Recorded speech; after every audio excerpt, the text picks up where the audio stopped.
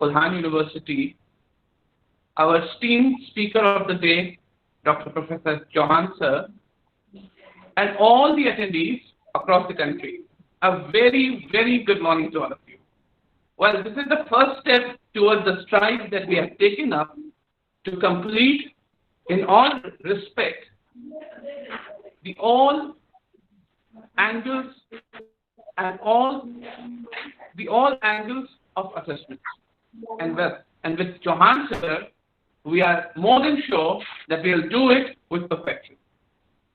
Well, I, as the organizing secretary of this workshop, very, very proudly announce that, and this is for the notice of our loving Pani sir, that we have completed 10 web lectures, 2 webinars, 1 web concert, and we are on the verge of starting another web workshop, and one more web workshop is slated to start from the 3rd of August. Well, sir, we as a college always believe in striving a step towards learning, teaching, and understanding. And with the help and with the guidance of our principal, Dr. Mohammad Riyaz sir, these steps that we are taking is becoming a frictionless ride. Well, I must greet all the participants who have just arrived to this college. You have just witnessed, if you have seen the video, you have just witnessed that the Faculty of Education, Kareem City College, is not only excelling twofold in the path of learning, but also managing all the cultural ounce that Jharkhand brings to us. For example, we not only teach, but we also make our students enable culturally. And that is the reason why we teach Ho and Santhali for our students. Well, from the computers to the ICTs, to the classrooms, to the language lab, you name it, and we have it. And thus, I congratulate the administrators of our college for bringing us such an absolute great environment in our college for our teachers and, of course, for the learners and students. To begin this workshop, I have some important announcement to make it right away. This workshop will constitute of 5 days, starting from today and ending on 31st. Every day we're going to have one session, followed up with a question-answer session from our participants, and the session will start every day at 11 o'clock sharp. The second thing is that every day after completion of this session, you will be getting a feedback form where you have to submit your important or valuable feedback of the session to us. After completing the feedback form, you will be getting, I'll be repeating it in the end of the workshop also, at the end of today's session also. So after completing the feedback form, you will be getting a code, that is workshop code. You need to record that code with you, because when you will be applying for the certificate, that workshop code will definitely going to help you in getting your certificate within your inbox. So I congratulate and I wish all the participants a great workshop, 5 sessions of workshop ahead. To begin this inaugural session, firstly, I would like to invite our very loving and our very, very talented and our very, very responsible active principal of our college, Dr. Mohammad Riyaz, to give a short welcome note to the esteemed guest and all the participants who are now present. Riyaz sir, please come. The stage is all yours. Thank you, Sivan. Good morning, everyone present here. the key resource persons of the 5 days National Web Workshop, Dr. Chandrapal Singh Chauhan, Dr. Prabhat Kumar Pani, Controller of Examination, Kulhan University, Chaibasa, Convener of this program, Dr. Suchita Bhuiya, Organizing Secretary and Session Partner, Professor Sivanur Rahman, Joint Secretary, Professor Ritu Raj Chigga, all faculty members and my dear participants. I welcome you all to this 5 days virtual workshop on recent trend and educational assessment. As we all know, since the outbreak of this pandemic, classroom teaching and evaluation of answer books and educational assessments are very difficult tasks. But as we are committed to fulfill our students' quest to learning, we are conducting this workshop taking help of available technology. This is the reason when Madam Suchita Bhuiya and Professor Sivanur Rahman proposed for this workshop, I was very quickly to say yes. The key resource person, Dr. Chandrapal Singh Chauhan, is learned scholar. His presence among us is a matter of immense pride, not only for the Department of Education, Kareem City College, but also for Jamshedpur and for Jharkhand as a whole. His sharing of knowledge and wisdom with our faculties and participants is highly fortunate on our part and shall help to inspire them a lot in their journey as an educationist. I also welcome Dr. Prabhat Kumar Pani, Controller of Examination, Kulhan University, Chaibasa, who is known not only as the administrator but also as a learned scholar. Sir, I am thanking you. You always associated with us, our faculty development program. I also appreciate the participants who have opted for this workshop and want to assure them this is going to be a very beneficial exercise to you in this long lockdown period. I would also like to mention that Department of Education, Kareem City College has been innovative in its exercise. I am very hopeful that this workshop will also add another feather in its cap. I also take this opportunity to congratulate Department of Education, Kareem City College, particularly Dr. Suchita Bhuiya, Dr. Sivanur Rahman, and Professor Ritu Raj Chigga for organizing this program and for bringing the worth of such an admirable academic to us. I extend my best wishes to the department and its participants, dynamic learning session ahead. Thank you very much to all. Over to Sivan.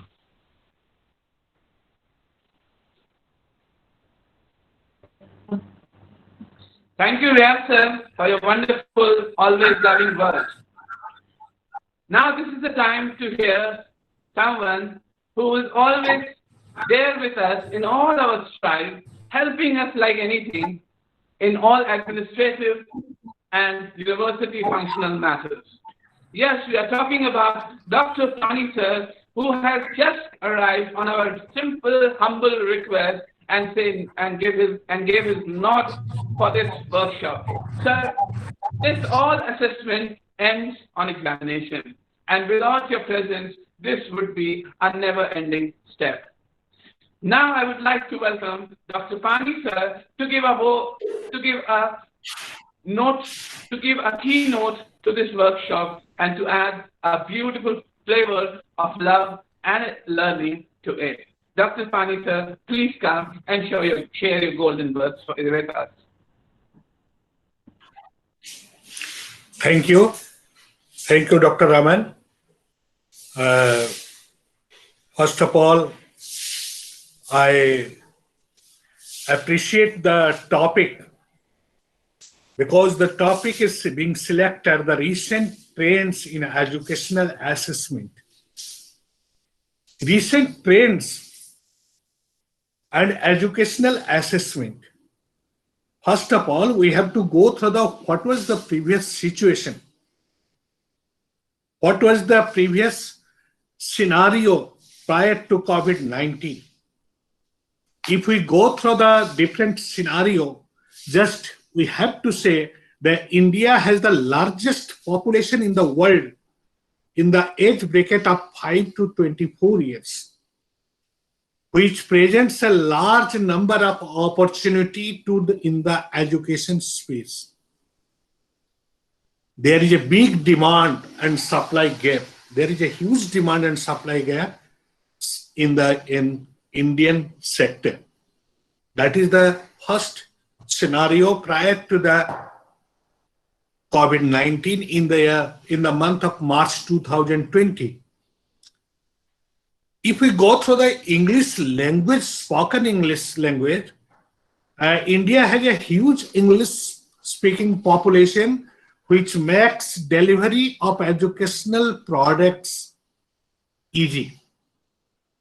India was ranked 34 out of 100 countries in English Proficiency Index 2019.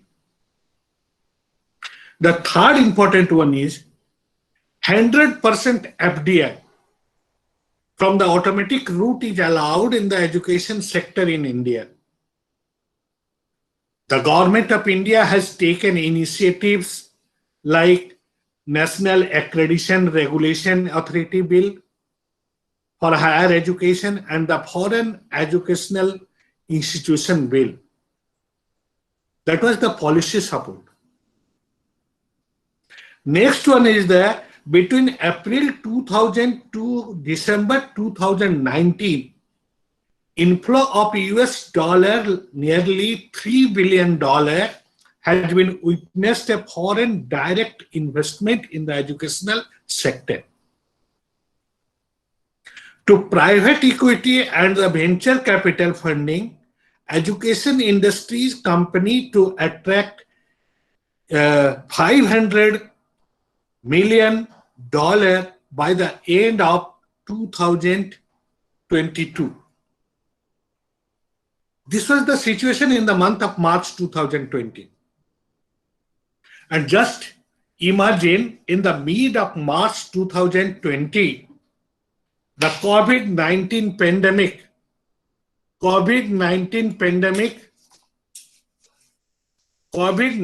pandemic was spread out, and the scenario is completely different in that case. And in the present scenario, it is observed that there were certain problems. There are certain negative impacts of COVID-19 on education sector. It is witnessed that the passive learning by the students. First one is the passive learning of the student by the students. The sudden shift to online learning without any planning, especially in countries like India, where the backbone for online learning was not ready, and the curriculum was not designed for such a format, has created the risk of most of our students becoming passive learners, and they seem to be losing interest due to low level of attention span. Next one is the second problem. Whenever we go through the situation, the added to this one is that we may having the large population of the student population untouched due to the digital divide that is put up many developing nations, including India. We are now beginning to realize that outside learning could not be dull, as it is creating a new set of passive learners which can pose new challenges. The third one is the unprepared teachers for online education in India. Online learning is a special kind of methodology, and not all the teachers are good at it, or at least not all of them were ready for this sudden transition from face-to-face learning to online learning. And most of the teachers are just conducting lectures on video platforms such as Zoom, which may not be real online learning in the absence of a dedicated online platform specifically designed for this purpose. There is a risk that in such a situation, learning outcomes may not be achieved, and it may be only resulting in engaging the students. And fourth one is the changing format of student recruitment. University and colleges worldwide are facing a major risk in the area of student recruitment and retention. The risk of losing students is so high that they will need to relook at their admission practices, admission criteria, and the overall recruitment process itself, which will include new methods of outreach and application process itself. These are the major challenges, major disadvantages during the COVID-19 period. As I am the controller of examination of Kolhan University, I have seen so many problems regarding the UGC guidelines. In our university, there are certain courses are there. Graduation, UG CBCS, UG CBCS, PG CBCS, medical, dental, nursing, engineering, education, everything. The most of the courses are under Kolhan University. Regarding the nursing Council of India has suggested an advisory, and they have recommended advisory. Medical Council of India, he has recommended an advisory and suggest to opt the same. Dental Council of India, they have already raised the issue also. They have already suggested advisory. But on the basis of the advisory, we are following everything. But the major student, the normal student, UG and PG students in our university, most of the students are residing in a remote place. The UGC has suggested various guidelines. First guideline was issued in the month of April. And in the month of April, the guidelines which were issued that the universities may adopt efficient and innovative modes of examination by reducing the time from 3 hours to 2 hours. Just I am discussing out only in the case of examination only, not other factors, other items too. For each examination, it is assigned 3 hours to 2 hours. But there is a condition. If need arises, but without compromising the quality, so that the process may be completed in multiple shifts. And at the same time, sanctity to evaluate the performance of a student is also maintained. That guideline same guideline was issued. Again, regarding the terminal semester or terminal year examination for PG or UG courses program may be conducted by universities and suggested in the academic calendar, keeping in mind the protocols of social distancing.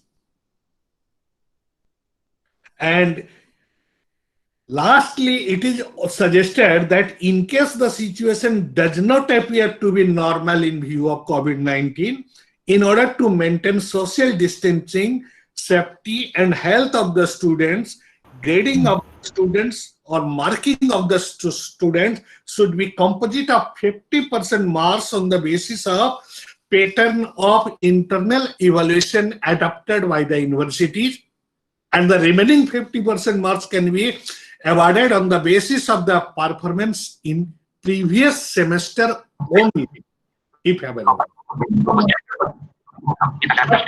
The final semester or final year examination must be commenced. It should be held. It is properly guided.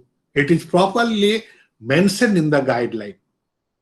So if the previous semester available, then it will be done. It means there is a problem in the first semester or first year. If it is semester basis, then in first semester. If it is on yearly basis, then it is a first year. And first final semester and final year examination must be done. And it should be adopted only limited to the 2019-20 academic year only. So these are the guidelines. So many guidelines have been issued regarding the online examination, online starting, online classes. But how can it be possible if we evaluate the situation? The scenario is completely deteriorating. Students are not responding properly because of the digital non-ability of internet, non-ability of digital composition. So many problems are there. But despite of all these problems, how can we assess that we are in better position? I think so that just we are giving the lecture in a Bluetooth, in a YouTube or in a just a Google Meet, and how many students are engaged in that particular work? If we go through the channel, if we interact it, if we find out, if we desire to try to know about the situation, you may see the most of the students are not attending the classes. Neither they have to attending the classes, nor they are mentally prepared for the same. So during this COVID-19 and during this current epidemic situation, it is a very important topic, whatever the assessment, whatever the topic has been chosen by the Karim City College Educational Department. I like to thank Dr. Riaz, Dr. Sucheta, Dr. Shiabur Rahman, and all the faculties, weird faculties of Karim City College, educational faculty of Karim City College, those who have selected such a topic, and such a brilliant teacher, an academician and renowned personality, Dr. Chauhan. Like Dr. Chauhan is here to discuss the same thing. And I shall appreciate if all these problems are to be discussed in this workshop during the old days. There are 5 days program are there, 5 days program during these 5 days. If all these points are to be discussed one by one, and it will be helpful to us, particularly me, I think so that it will be better for our university also, and not only in university, it is an important one, and this will be highlighted for all over India. The result, whatever the findings of this workshop will be more important in national level, not only in national level, but also in the world level, too. I think that this workshop will remain a successful workshop, and I am thankful again to the Karim City Educational B.Ed College, as well as the Karim City management, particularly the departments and Dr. Riaz, the principal of the Karim City College, and I am thankful to Professor Chauhan, who has consented for consented to deliver the lecture in such a topic, and it is to be appreciated, and the findings of the topic will be benefited for us. And keeping in this point of view, I just like to finish my words. Okay, thank you, sir. Thank you, Dr. Chauhan. Thank you, Dr. Riaz, and thank you all the faculty members of Karim City B.Ed College. Thank you. Thank you so much, sir. Thank you so much for your Thank you, sir. academically rich words. Welcome. each and everything that you have told to us. It is worth appreciable, sir. Thank you for your esteemed presence, sir. Learning is always accumulated wealth and never been spent, or rather I've said it wrong. Learning is always a wealth which is accumulated and never been spent. And we are here to witness or to accumulate another bunch of, diamonds in the form of Chauhan sir's class. Well, Chauhan sir, we are all ready. We are all in readiness to attend your class. And I'm really so happy that I'm going to become your student again, as I'm a proud student of yours during my B.Ed and M.Ed session in Aligarh Muslim University. To introduce to Chauhan sir, and I don't think man of such a caliber, man of such a knowledge, and man of such a fame needs any introduction. But every webinar, workshop, web lectures goes with a particular norm. So we have to follow it. Although we know what you are, sir, we know your presence, we know your contribution towards the station and such. So to do it, I would love to recall another student of Professor Chauhan sir, although we all are students of him, but yeah, one-to-one contact student of Professor Chauhan sir. Professor Subuhi Rahman, Assistant Professor at Kareem City College. I would love to invite her.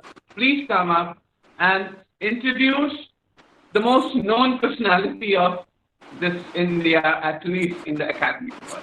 Subuhi Rahman, please come and introduce to us, sir.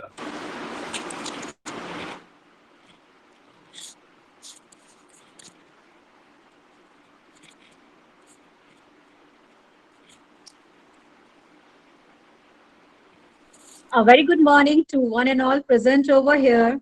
I welcome you all in this 5 days FDP organized by Faculty of Education, Kareem City College, Jamshedpur. The COVID-19 pandemic is considered as the greatest challenge that humankind faced since the Second World War. The whole world is struggling for survival in crisis. But we should not forget that every dark cloud has a silver lining, which means we should not feel hopeless, because difficult times always lead to better days. As we are part of this nature, and beside all the negativity of this pandemic, there is a colorful life which is gone unnoticed, like air is cleaner and the environment is greener. Our wildlife is rejuvenating. Migratory birds are returning to lakes. Nature is healing itself. Likewise, we, the educationists, should also rejuvenate ourselves with the thirst for knowledge, skills, and of course, technology. This lockdown unlocked a door which gives us the chance to listen and learn from one of the topmost educationists of the country. Yes, I'm talking about Dr. C.P. Chauhan sir. Some of the highlights of his achievements are as follows. Dr. Chandrapal Singh Chauhan is the chairman of governing body Inter-University Center for Teacher Education, IUCTE, Banaras Hindu University, UGC nominee on governing boards of H.J. College of Education, Mumbai, and St. Xavier's College of Education, Tamil Nadu. He is also the life member and currently president of All India Association of Teacher Educators, AIATE. His areas of specialization include higher and professional education, research methods and educational statistics, educational measurement and evaluation, current problems of Indian education, mathematics education. The number of publications under his name are 6 books, 9 research papers in international journals, 45 papers or articles in national journals, 6 modules as a part of study material of IGNOU and other institutions. Professor Chauhan started his career as a junior research fellow in the National Council of Educational Research and Training, NCRT, New Delhi, 1975 to 1980, and joined as a lecturer in Education Department at Banaras Hindu University, BHU, in July 1980. In 1985, he got selected as a reader in Education Department, Aligarh Muslim University, AMU, through open competition, and was promoted as Professor of Education in 1996 in the same university. As Professor of Education, acted as Chairman, Department of Education for full 2 terms, 1996 to 1999 and 2005 to 2008. Thereafter, he was invited by National University of Education Planning Administration, NUPA, New Delhi, to work as fellow of the National University for 1 year, 2008 and 9. During this period, he made an intensive study of higher education system of SAARC countries and published research paper in that area. After returning to AMU in 2009, he took over the charge of Dean, Faculty of Social Sciences for 1 full term, 2009 to 2011. During this period, he officiated as Vice Chancellor of AMU several times in the absence of regular Vice Chancellor. He also taught undergraduate, postgraduate, and research students for over 34 years since 1980. He also supervised successfully the research work of 12 PhD students and guided over 35 dissertations at master's degree level. And I am among those lucky 35 students whose AMET dissertation was done under him. Well, the time has its limitations, but the list of his achievement is so long. Well, as his student, I would like to share something with you, because from today onwards, we all are going to be his students once again. You know, Chauhan sir हमेशा अपनी class में एक बात कहा करते थे कि मेरी क्लास में तुम लोग बादाम खा के आया करो. तो आज तो शायद हम में से बहुत लोगों का, आप लोगों में से बहुत का रह गया हो. मैं खैर खा के आई हूँ, लेकिन आगे आप सभी लोग जरूर इस चीज को फॉलो करें और बादाम खाकर आए. Well, lastly, I would like to invite her with these lines. जिनके किरदार में आती हो सदाकत की महक, जिनके किरदार में आती हो सदाकत की महक, उनकी तदरीस से पत्थर भी पिघल सकते हैं. Thank you so much, sir, for for giving us the chance to learn from you once again. बहुत अच्छा लग रहा है सर, आपसे फिर से पढ़ने का मौका मिलेगा. Over to you, sir. Thank you, Subhi. Am I audible? Yes, sir, you are audible. Okay, that's fine. That's fine. Thank you for inviting me for the second time. Just tell me, which language do you want me to speak? Hindi, English, or dal chawal? Sir, dal chawal. Okay, that's fine. That's really good. Today's topic is continuous comprehensive internal evaluation, which is not very technical. ये बहुत ज़्यादा technical नहीं है, इसलिए आज बादाम खा के आने की ज़रूरत नहीं थी. ठीक है, और उसके बाद कुछ टेक्निकल टॉपिक्स आएंगे, तो तब देखिएगा. ये बताइए, मैं इसमें थोड़ा कंटेंट शेयर करना चाहता हूँ, but I am unable to do how to do it. This is Apple iPad. इसमें कैसे करते हैं मुझे समझ में नहीं आ रहा है. Can you help me? Hello, sir. हाँ yes sir. Sir Apple iPad है सर, उसमें सर जो आपका वीडियो जहाँ पर आ रहा है उसमें राइट साइड में देखिए सर 3 डॉट्स का बटन होगा सर, हाँ 3 डॉट का बटन है, दबाइए सर बिल्कुल है। उसको। दबा दिया। हाँ, अब देखिए नीचे क्या क्या आ रहा है सर, ऑप्शंस कुछ आ रहे होंगे। Switch camera, turn on captions, present screen. हाँ, प्रेजेंट स्क्रीन को दबाइए, प्रेजेंट स्क्रीन को। ओके, दबा दिया था। हाँ, अब इसमें तो आप कुछ पूछ रहा होगा सर। स्क्रीन कुछ नहीं पूछ रहा। स्टार्ट अलाउ ब्रॉडकास्ट, कीजिए सर, अलाउ कीजिए, अलाउ ओके जो है वो कर दीजिए सर। कुछ भी नहीं आ रहा है इसमें तो। स्क्रीन ब्रॉडकास्ट आ रहा है, मीट आ रहा है, स्क्रीन ब्रॉडकास्ट कर अलाउ दीजिए, वगैरह अलाउ कुछ नहीं आ रहा है सर। नहीं, कुछ नहीं आ रहा है। और एक वो मीट का वो आ रहा है आइकन, और स्टार्ट ब्रॉडकास्ट आ रहा हाँ हाँ हाँ हाँ, स्टार्ट ब्रॉडकास्टिंग पे क्लिक करिए सर। है। ओके, कर दिया। एक मिनट से अभी देखने दीजिए। हाँ प्रेजेंट हुए, हाँ प्रेजेंट, हाँ सर आप प्रेजेंट हो गए। अब अपना कंटेंट खोलिए सर, ओके, कंटेंट खोलिए सर। ऑल राइट, मैं खोलता हूँ।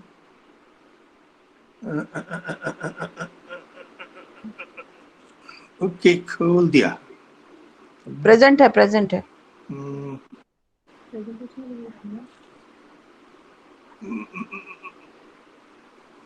कंटेंट हाँ सर, कंटेंट आ गया। खुल गया, बताइए अब। ओके, हाँ, अब शेयर पे लिखो क्या लिखा हो क्या? व्हाट डू ना। Continuous comprehension, comprehension sir, comprehension, continuous Continuous comprehensive evaluation. internal evaluation. Sir, your sir, आपका स्क्रीन आ रहा है, आप सब कुछ दिखाई दे रहा है सर आपका। अच्छा, आ गया, चलिए ठीक है, दैट्स व्हाई। जी जी जी सर, आ गया सर, आ गया। हाँ, पर एक साइड में कुछ आ रहा है। हो गया सर, बिल्कुल ठीक है। क्या हो गया? लेकिन मेरे यहाँ कैसे नहीं आ रहा? हाँ। सर आपके यहाँ नहीं आएगा, हम लोग को आ रहा है सर, आप कंटिन्यू करिए सर। ओह आई सी। मेरे मैंने आपके पास आएगा ही नहीं है। Again, the screen is Alright.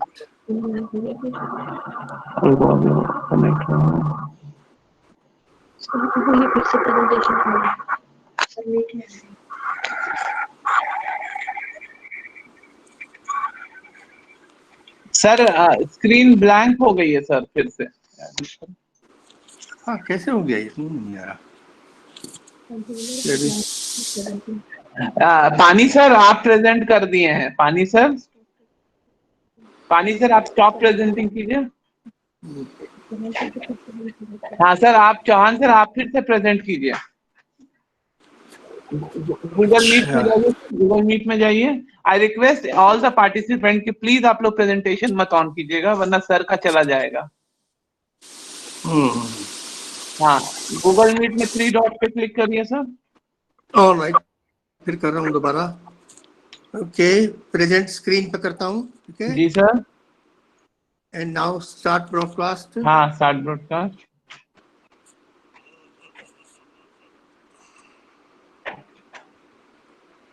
Ji sir आ गया। ठीक है, अब आप प्रेजेंट कीजिए। आ गया, प्रेजेंटेशन खोलिए सर, प्रेजेंटेशन खोलिए।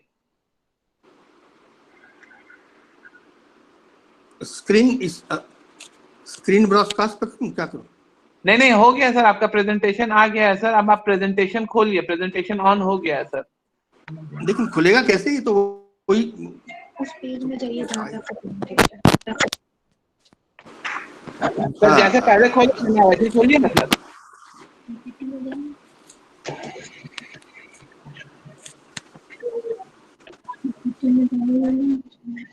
पीपीटी खोलिए सर, पीपीटी। नहीं आ रहा है यार, कुछ आ ही नहीं गया इसमें।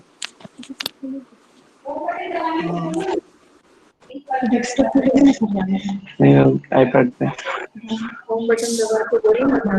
होम बटन दबाइए सर, होम बटन। ये लीजिए। अब क्या करें लोग?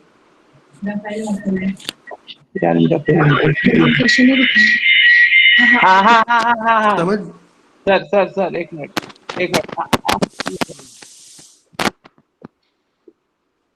आप अपना प्रेजेंटेशन खोलिए सर एक बार, एडमिट करो।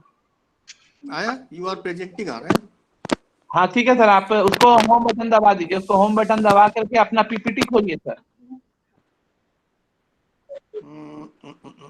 हाँ हाँ बिल्कुल सर, आप पीपीटी खोलिए सर, पीपीटी खोलिए, आपका दिख रहा है, दिख गया लोडिंग।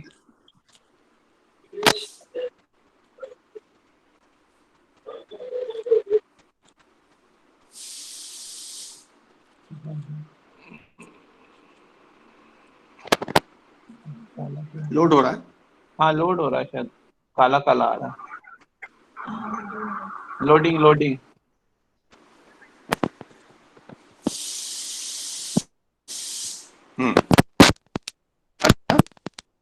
एक मिनट आ जाएगा, अभी आया नहीं, आ गया सर, आ गया sir. Oh that's fine now. ये तो बड़ी एक्सरसाइज करनी पड़ी इसमें ना। थोड़ी। So shall we start now? अब शुरू करें? Yes sir, yes sir, yes sir. Yes sir. Everything is fine. हाँ सर। Okay okay. हाँ देखिए, आपका जो टॉपिक है continuous comprehensive evaluation, and in this we have the following these points to discuss. Why there is a need for CCIE? CCIE means continuous comprehensive internal evaluation. Okay? तो इसकी जरूरत क्यों पड़ी, इसके फेवर में क्या आर्गुमेंट्स हैं, and then we'll evolve its definition and then talk about their characteristics and whether the scores on CCIE should be added to the external examination or not. We will discuss this issue, and then if at all we decide to add, what relative weightages should be given to both internal examination and CCIE, and then its limitation. These are the points that we will be discussing.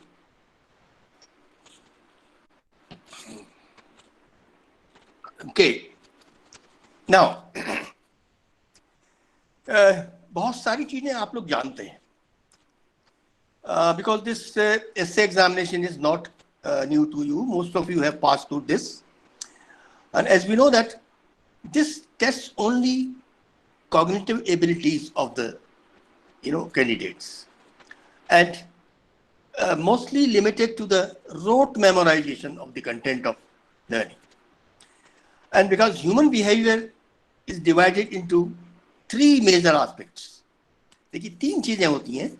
A human being can think, can feel and can act. सोच सकता है, महसूस कर सकता है और वो कुछ काम कर सकता है. तीन एस्पेक्ट हैं ह्यूमन बिहेवियर के.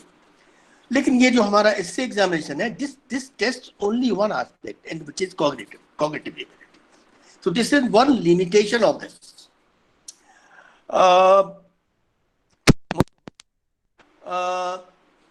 After examination, essay test assess only the product, I mean written communication produced by the candidate. Product of learning only. It doesn't assess how learning took place, means the underlying process, how a person has learned that product. ये चीज ये नहीं बताता. दूसरा, ये जो CCIE है, continuous comprehensive evaluation, ये एक ऑनगोइंग प्रोसेस है और इसमें कैंडिडेट्स की पूरी लर्निंग प्रोसेस के बारे में कंटिन्यूअस इंफॉर्मेशन गैदर की जाती है, डेटा कलेक्ट किया जाता है और उसके बाद उसका यूज फीडबैक के लिए होता है.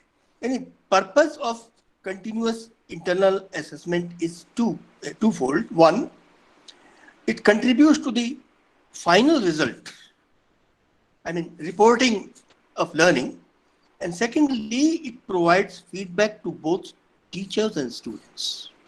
Both can adjust themselves as learning goes on. So this is what CCIE does. And then there is one more problem with essay examination. Results are invalidated by some extraneous factors. कुछ ऐसे variables हैं जो essay examination को effect करते हैं, जैसे writing speed.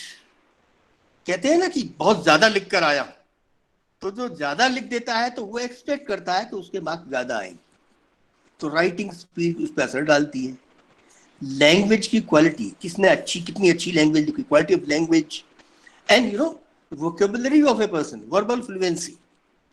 These are some factors which are extraneous in the sense that the purpose of evaluation is not to evaluate them, but they somehow interfere with the content produced by the candidate. तो ये 3 चीजें ऐसी हैं कि जो उसको असर डालती हैं, और सिर्फ राइटअप पर ही असर नहीं डालती, इवेल्युएशन पे भी असर डालती है, एग्जामिनर पे भी असर डालती है। बहुत ज्यादा लिखा हो तो कभी कभी एग्जामिनर को लगता है कि ज्यादा मार्क्स देने चाहिए। बहुत अच्छी लैंग्वेज, नीच लैंग्वेज लिखी हो तो उसका असर पड़ता है।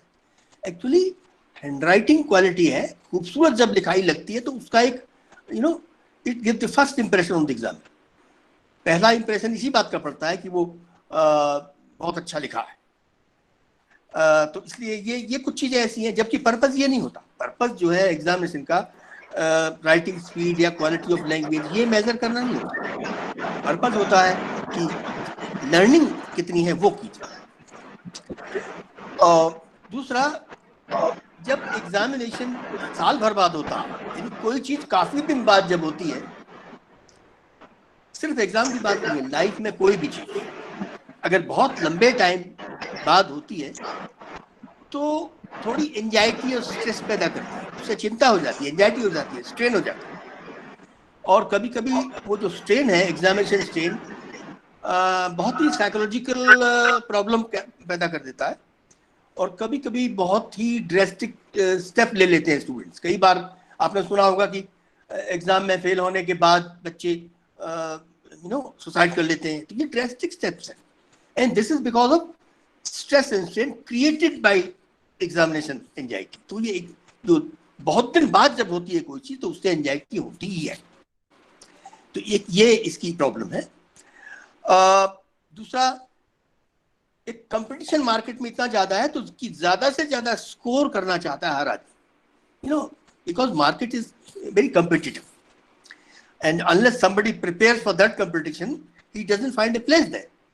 तो इसलिए जब उसमें बहुत ज्यादा दौड़ होती है, रेस होती है एक तरह से मार्केट में, तो एग्जामिनेशन सिस्टम में भी कुछ बुराइयां, जैसे मास कॉपी, जिसको हम कहते हैं कॉमनली नकल होने लगती है, नकल करने लगते हैं। क्वेश्चन पेपर लीकेज हो जाता है। कई बार आपने सुना भी होगा कि क्वेश्चन पेपर, बहुत बड़े बड़े कॉम्पिटिटिव एग्जामिनेशन के क्वेश्चन पेपर लीक हो जाते हैं। तो ये चीजें इसीलिए होती हैं क्योंकि वो एंड प्रोडक्ट एग्जामिनेशन, जो अकेला एग्जामिनेशन है, वो बहुत मायने रखता है। उससे पहले क्या हुआ पूरे साल ये मायने नहीं रखता। तो इसलिए उसमें लोग स्कोर करने के लिए कॉपिंग करते हैं और दूसरे मीन्स भी करते हैं, ये सब है। दूसरा, क्योंकि एक प्रेशर रहता है एडमिनिस्ट्रेशन पर और एग्जामिनेशन सेक्शन पर कि जल्दी से जल्दी रिजल्ट दिया जाए, and over the years the enrollment of our universities and colleges have increased very fast. बहुत ज़्यादा enrollment बढ़ा है, और after the examination the number of scripts to be evaluated is very large. बहुत ज़्यादा है, एक आदमी तो कर ही नहीं सकता। एक क्वेश्चन पेपर के लिए बहुत सारे एग्जामिनर अपॉइंट करने पड़ते हैं। तो इंस्टीट्यूशन ने क्या किया कि स्पॉट इवेल्युएशन शुरू किया। देखो, पहले क्या होता था कि बंडल्स भेज दिए जाते थे, एग्जामिनर अपने घर पर इवेल्युएट करते थे और जब चाहते थे तब भेजते थे, इससे रिजल्ट बहुत डिले होता था। अब उस स्पॉट इवेल्यूशन जब से शुरू हुआ है तो वो भी एक बड़ी नॉन सीरियस बिजनेस हो गई। हम लोग देखते हैं कि जिस हॉल में पूरे में एग्जामिनर बैठे हुए हैं और कॉपियां देख रहे हैं तो पेजेस टर्न होने की आवाज आती है बस। जब इतना जल्दी जल्दी वो काम होता है तो वो बहुत सीरियसली ये चीज होती नहीं। अब हम देखिए CCIE continuous evaluation, internal evaluation की डेफिनेशन इवॉल्व करते हैं। देखिए, दो चीजें होती हैं। एक तो एग्जामिनेशन वो होता है जिसके बेसिस पर हम फाइनल ग्रेडिंग करते हैं या सर्टिफिकेशन करते हैं, उसको हम टेक्निकली समेटिव इवेल्युएशन कहते हैं। ये आपने किताबों में पढ़ा भी होगा. Summative evaluation, the purpose of summative evaluation is to award grades and certificates. तो ये एक अलग, और उसमें जैसा कि पहले बताया कॉग्निटिव एस्पेक्ट ज्यादा इंपॉर्टेंट है, और बहुत सारी चीजें उसमें पीछे छूट जाती हैं. जैसे क्लास में स्टूडेंट कितना रेगुलर था, ये कहीं मेजर नहीं होता. कितना सिंसियर हो रहा है, क्लास इंटरेक्शन में कितना उसने पार्टिसिपेट किया है, डिस्कशन में पार्टिसिपेट किया है कि नहीं किया, उसकी स्टडी हैबिट्स कैसी हैं, उसको अपने सब्जेक्ट में कितना इंटरेस्ट है, लाइब्रेरी में कितनी बार गया, बुक्स कितनी इशू कराई, असाइनमेंट कितना सीरियसली किए, और बहुत सारी चीजें जो लर्निंग प्रोसेस में करनी पड़ती हैं, उनके बारे में वो कैसे हुई ये कोई नहीं बताता. क्योंकि फाइनल एग्जाम में तो नकल करके भी मार्क्स आ सकते हैं, ये आप जानते हैं. लेकिन जब तक आपको उसकी प्रोसेस का इवेल्यूशन ना हो, तब तक वो इवेल्यूशन को हम कंप्लीट नहीं मानते. तो इसलिए बहुत सारी जो आउट ऑफ क्लास एक्टिविटीज हैं, प्रैक्टिकल वर्क है, फील्ड वर्क है, लाइब्रेरी यूज है, क्लासरूम डिस्कशन, वर्बल एक्सप्रेशन आपस में डिस्कस करते हैं, और आर्गुमेंटेशन वो बहुत इंपॉर्टेंट है. ये चीजें नहीं आती उसमें.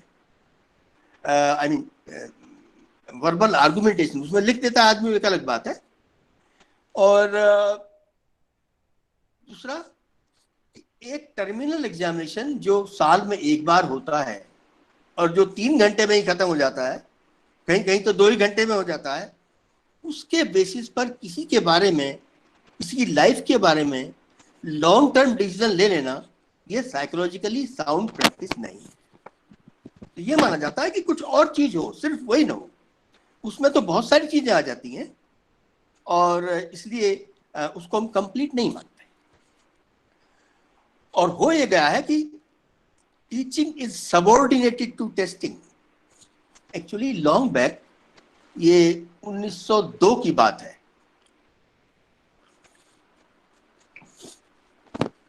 ब्रिटिश गवर्नमेंट ने एक कमीशन बिठाया था, उसका नाम था इंडियन यूनिवर्सिटीज कमीशन. उसने ये कहा था कि India does not have an education system, India has only an examination system. ये कहा कि भाई यहाँ पे एजुकेशन सिस्टम है ही नहीं, यहाँ तो सिर्फ एक एग्जामिनेशन सिस्टम है, और सब कुछ उसी एग्जामिनेशन के लिए ही होता है. जैसे कहते हैं teaching to the test. Teachers selective teaching करने लगते हैं क्योंकि एग्जाम सामने है, और बार बार हम लोग क्लासरूम में बताते भी हैं कि भाई देखो, इसको ठीक तरह तैयार कर लीजिए, इस पर ध्यान दीजिए, ये एग्जामिनेशन पॉइंट ऑफ व्यू से बहुत इंपॉर्टेंट है. ये हम कहते हैं बार बार, और एक तरह से हम वर्चुअली स्टूडेंट्स को एग्जामिनेशन से डराते हैं, ये कह के बार बार कि ये चीज इंपॉर्टेंट है, इसको तो ध्यान दीजिए, ये चीजें. तो सेलेक्टिव टीचिंग करते हैं. स्टूडेंट भी सेलेक्टिव स्टडी करता है क्योंकि उसके लिए वो टर्मिनल एग्जामिनेशन ही इंपॉर्टेंट है. और इसलिए जब एग्जामिनेशन पास आता है तो लाइब्रेरी में जाकर जो पुराने पेपर्स होते हैं उन्हें स्टूडेंट देखने लगते हैं, कौन से क्वेश्चन हैं जो बार बार आते रहे हैं, फ्रिक्वेंटली आते रहे, उन्हीं को ज्यादा तैयार करें. This is the tendency of everybody. सब स्टूडेंट ऐसा करते हैं. तो ये चीज है. और जब बहुत सारी चीजों पर हम इवैल्यूएशन को बेस करते हैं, इवैल्यूएशन सिर्फ एक एंड प्रोडक्ट जो 1-3 घंटे के पेपर पर नहीं डिपेंडेंट होना चाहिए, और चीजें भी होंगी. डिस्कशन होगा, वर्बल एक्सप्रेशन होगा, क्लासरूम इंटरेक्शन होगा, फील्ड वर्क होगा. इन सबको देंगे तो एग्जामिनेशन की रिलायबिलिटी और वैलिडिटी बढ़ जाएगी. नाउ दूसरा, ये जो CCIE है, continuous comprehensive internal evaluation, mostly formative है. Formative in the sense that its purpose is to improve instruction. It has some role in final award of certificate and grade, but mostly its role is formative. Means its main purpose is to improve instruction, provide feedback to teachers and students, and summative purpose, as I told you earlier, it's for grading a certificate. Now we can define CCIE precisely. अब देखिए precise definition मैं आपको इसकी बताता हूँ. CCIE is defined as an ongoing process of gathering such information about pupils by their teachers as could provide feedback for improving efficiency of learning and for taking long-term decisions. ये देखिए इनमें कितने words हैं. Number one, ongoing process, यानी ये लगातार चलने वाली प्रोसेस है. जब से टीचिंग शुरू हो जुलाई में, तभी से ये प्रोसेस को शुरू हो जाना चाहिए और कंटिन्यूअस इसको एंड ऑफ द सेशन तक चलते रहना चाहिए, इसलिए ऑनगोइंग प्रोसेस कहते हैं. And its purpose is to gather information about students learning and to provide feedback so that efficiency of learning is improved, and on the basis of which long-term decisions about students' learning may be made. तो ये 3-4 words इसमें important है internal assessment में. तो ये इसकी precise definition है. Now we come to the characteristics criteria of CEI. ये बहुत एक सवाल है कि भाई हम इंटरनल असेसमेंट की बात करते हैं, लेकिन हम उसको कैसे करें, क्या क्या चीज उसमें शामिल करें. What should be the criteria on the basis of which internal assessment should work. तो ये हम करते हैं. और हालांकि ये चीज सब्जेक्ट टू सब्जेक्ट वेरी करेगी. जैसे फॉर एग्जांपल साइंस सब्जेक्ट है, उसमें प्रैक्टिकल होता है, उसका अपना रोल है, इंपॉर्टेंट है. तो उसमें हमें उसको भी इंटरनल असेसमेंट लेना चाहिए. लेकिन कुछ दूसरे सब्जेक्ट में उन्हें प्रैक्टिकल होता है, तो उसमें हम प्रैक्टिकल को नहीं लेंगे. तो इसलिए क्राइटेरिया क्या हो, ये सब्जेक्ट सब्जेक्ट वेरी करें, अलग अलग होंगे. तो इसमें जो चीजें हैं उनमें एक तो क्लास अटेंडेंस एक क्राइटेरियन हो सकता है. देखिए अभी तक हम क्या करते हैं कि एक हमने परसेंटेज डिसाइड की हुई है कि 75% अटेंडेंस होगी तो एग्जामिनेशन में अपीयर होने की परमिशन मिलेगी. Purpose of attendance register is only to see whether the student should be allowed to appear in the examination or not. वहां तक उसका रोल खत्म, अटेंडेंस का रोल वहीं खत्म हो जाता. और आप सब जानते हो कभी कभी स्टूडेंट जो बहुत लंबे तक नहीं आते, वो भी उन्हें भी एग्जामिनेशन में अपीयर होने की परमिशन दे दी जाती है. और बड़े प्रेशर्स होते हैं. एडमिनिस्ट्रेशन कभी कभी लोअर परसेंटेज पर भी एग्जामिनेशन में अलाउ कर देता है. और यहाँ तक कभी कभी 0 अटेंडेंस पर भी एग्जामिनेशन में स्टूडेंट्स को अपीयर होने के लिए अलाउ किया जाता है. ऐसा होता है. अब अगर ये अटेंडेंस जो है उसको किसी तरह से इंटरनल असेसमेंट का हिस्सा बना दिया जाए तो पूरी स्टोरी चेंज हो जाएगी. यानी कितने परसेंट किसी की क्लासरूम अटेंडेंस है, proportionally he should get some marks in the internal assessment. Some weightage to class attendance should be allocated in the internal assessment. That will make a lot of difference. उससे बहुत फर्क पड़ेगा. Student को ये नहीं है कि सिर्फ इम्तिहान में अपीयर होने के लिए है ये, उसको ये भी लगेगा कि इसका एग्जाम में भी रोल है, इसलिए क्लास अटेंड करनी चाहिए, रेगुलर रहना चाहिए. तो एक ये चीज हम उसमें की जा सकती है. दूसरा है रिटन असाइनमेंट्स. हम असाइनमेंट रेगुलर एज टीचर्स उनको दें और उन असाइनमेंट्स को इवेल्युएट करें, उनकी क्वालिटी देखें और उससे बच्चे की जो स्टूडेंट है उसकी स्टडी हैबिट्स इंप्रूव होंगी, सेल्फ स्टडी की आदत पड़ेगी. एक्चुअली सेल्फ स्टडी बहुत इंपॉर्टेंट होती है. एजुकेशनल लैडर पर जैसे हम ऊपर बढ़ते जाते हैं, जैसे एलिमेंट्री क्लासेस है, छोटी क्लासेस, प्राइमरी स्कूल में सेल्फ स्टडी पे बहुत ज़्यादा एम्फेसिस नहीं होता. And mostly teaching learning depends on the environment, depends on organized curriculum of this school. ज़्यादातर स्कूल एक्टिविटीज़ पे डिपेंड करता है प्राइमरी में, लेकिन जैसे ही हम ऊपर बढ़ते जाते हैं सेल्फ स्टडी का रोल बढ़ जाता है, और जैसे ही हम यूनिवर्सिटी पे आते हैं तो सेल्फ स्टडी का रोल और ज़्यादा हो जाना चाहिए। और एक टाइम ऐसा भी आना चाहिए कि पूरी पूरा सेल्फ स्टडी हो, कोई क्लास हो ही नहीं, एक ऐसा भी आना चाहिए था। और शायद डॉक्टरल लेवल पे ऐसा आ भी जाता है, क्लासेस तो अब होने लगी हैं, पहले नहीं होती थी। अब तो कुछ कोर्स वर्क उसमें आ गया है, इसलिए क्लासेस होने लगी, वरना पहले क्लासेस नहीं होती। और कुछ यूनिवर्सिटीज में आज भी ऐसा है कि पेपर तो देने पड़ते हैं, लेकिन उनके लिए कोई रेगुलर क्लासेस नहीं है। तो ये सब है, सेल्फ स्टडी एक बहुत इंपॉर्टेंट चीज़ है, उसको एनकरेज करना चाहिए, और उसका भी कुछ ना कुछ रोल इंटरनल असेसमेंट में होना चाहिए, और वो असाइनमेंट के थ्रू हो सकता है। एक क्राइटेरिया हो सकता है, आप पीरियोडिक टेस्ट लीजिए और स्टूडेंट परफॉर्मेंस का एक रिकॉर्ड मेंटेन करें ओवरऑल, उसको क्यूमुलेटिव रिकॉर्ड कहते हैं, कि वो मेंटेन किया जाए पूरे साल। इसके बाद है एक अगला क्राइटेरियन है क्लासरूम ऑब्जर्वेशन बाय टीचर्स।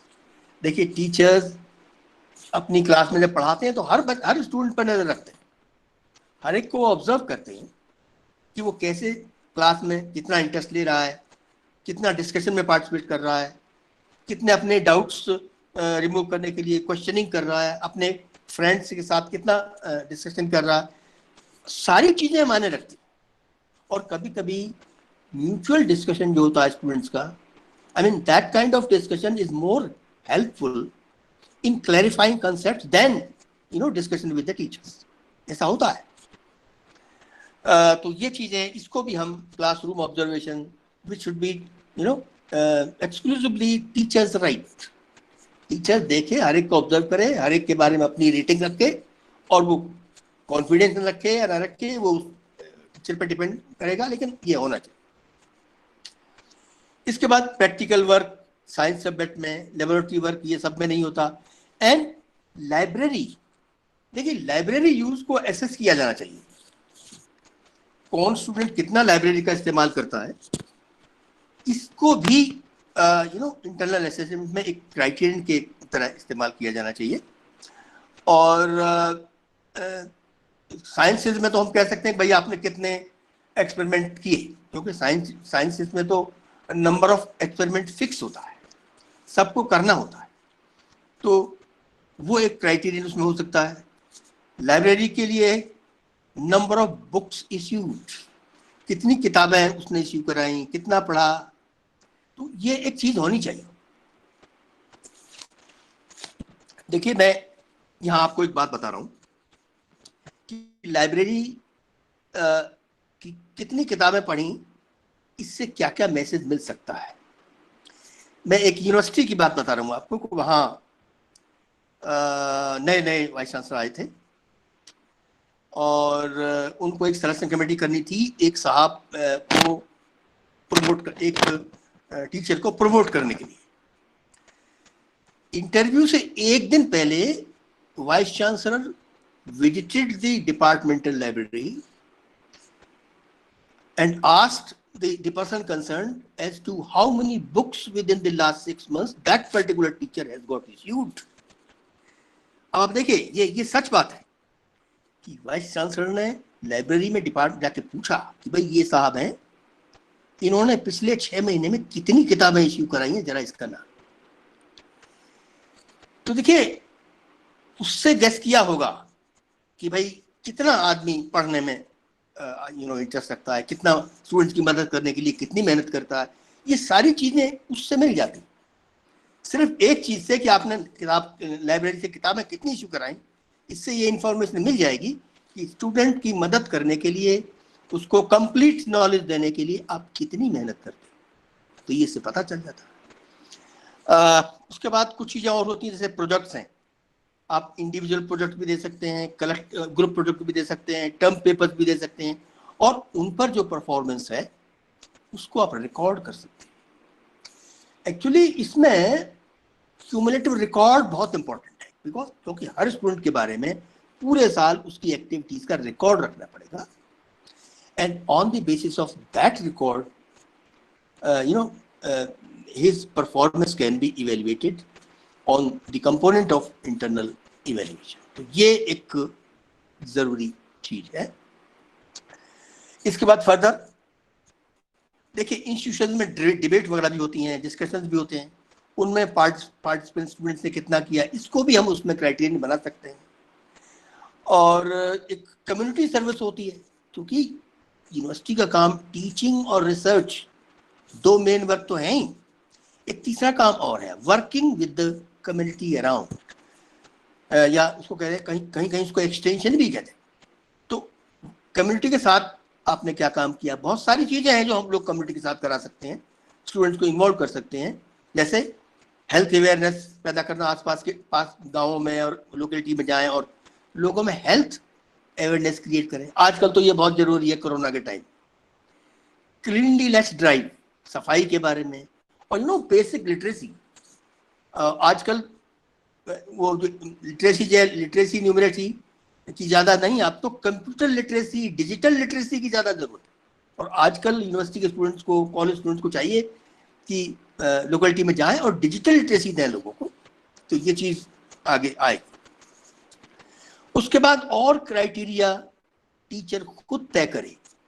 देखिए, इसका नाम है इंटरनल इवेल्युएशन, और इंटरनल का सीधा मतलब यह है evaluation done by the teacher who teaches, यानी जो पढ़ाता है टीचर वो इवेल्युएट करे, उसी को हम इंटरनल इवेल्युएशन कहते हैं। तो टीचर खुद करे। टीचर्स, देखिए नीचे सेंटेंस लिखा है, teachers have a duty to teach but also have a right to evaluate.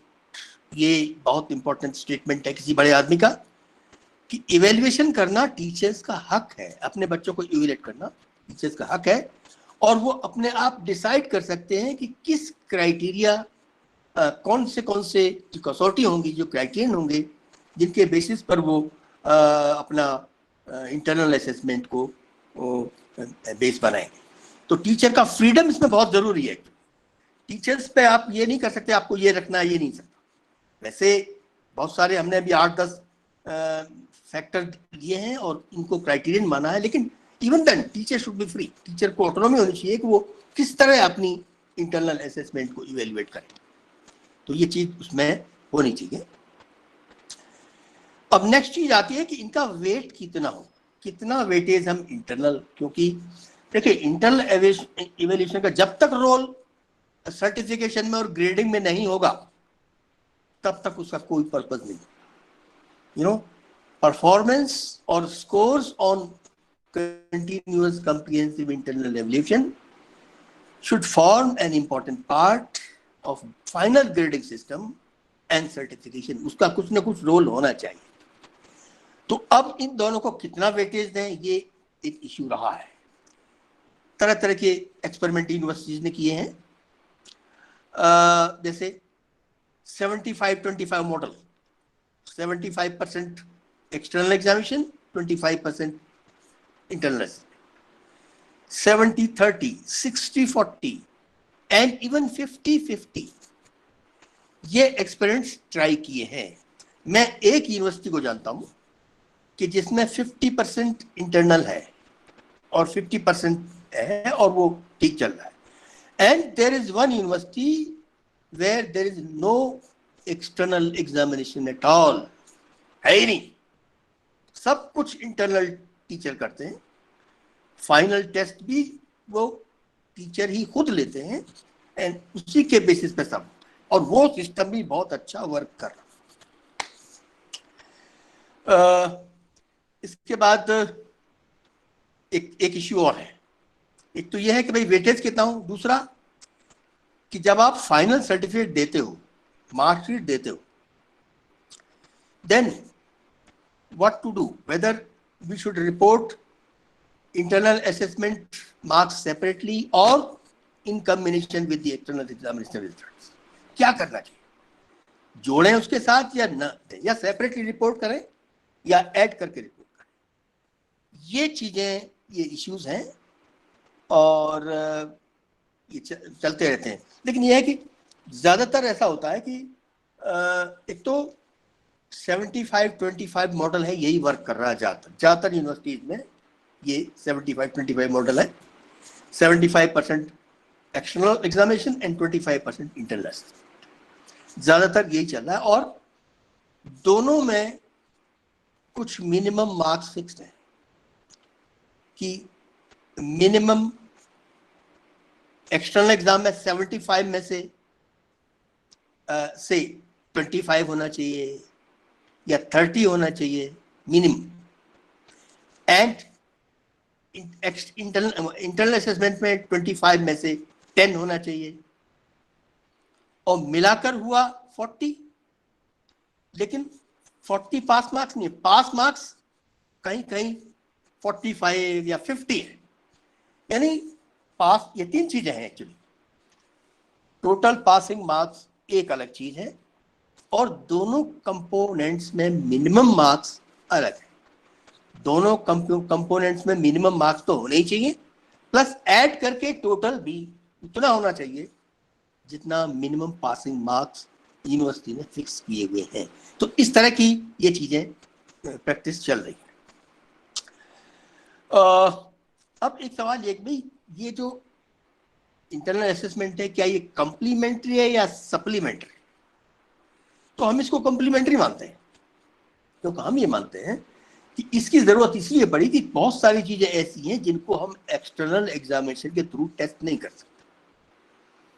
इसलिए वही सारी चीजें जो एक्सटर्नल एग्जामिनेशन से टेस्ट नहीं होती, वो चीजें हम CCIE में टेस्ट करते हैं। इसलिए एक तरह से कंप्लीमेंट्री कंपोनेंट है।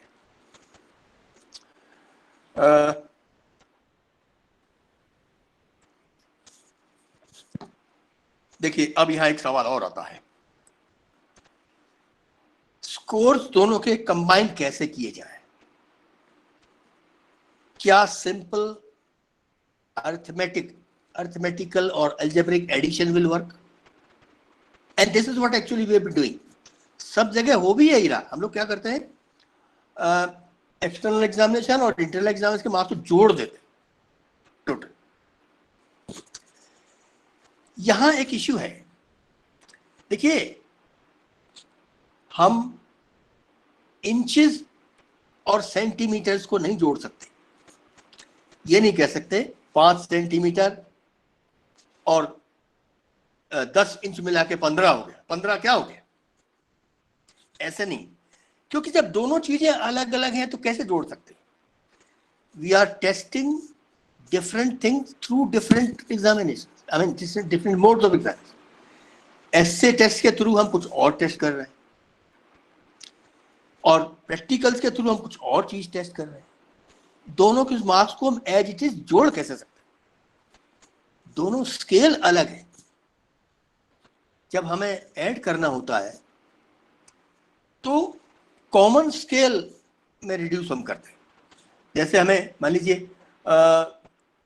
2 प्लेग्राउंड्स का एरिया ऐड करना है और एक का एरिया स्क्वायर फीट में दिया हुआ है और दूसरे का स्क्वायर मीटर्स में दिया हुआ है, तो हम उसको एज इट इज नहीं ऐड कर सकते। या तो हमें स्क्वायर मीटर्स को स्क्वायर फीट में कन्वर्ट करना पड़ेगा या स्क्वायर फीट को स्क्वायर मीटर में करना पड़ेगा, तब ऐड करें, या दोनों को किसी तीसरे में कन्वर्ट करना पड़ेगा।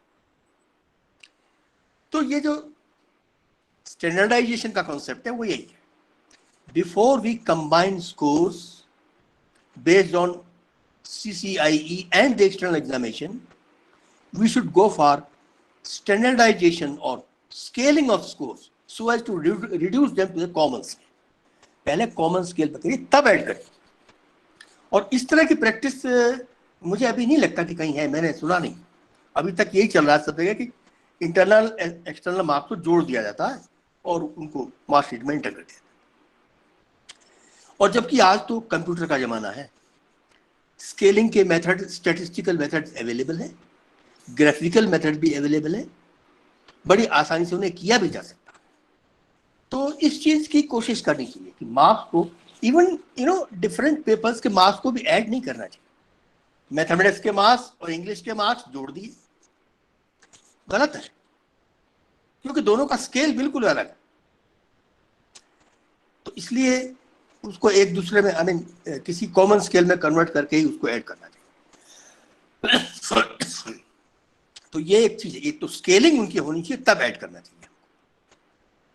अच्छा, एक चीज इंटरनल असेसमेंट के साथ एक और चीज होती है, आपका एक्सपीरियंस ये होगा, आपने देखा भी होगा कि नॉर्मली इंटरनल असेसमेंट उसके मार्क्स या तो एक तो बंच्ड होते हैं and bunched at the upper end of the scale, यानी ज्यादा वेरिएशन नहीं होता, बहुत ज्यादा उनमें स्प्रेड नहीं होता, मिनिमम और मैक्सिमम में बहुत ज्यादा फर्क नहीं होता।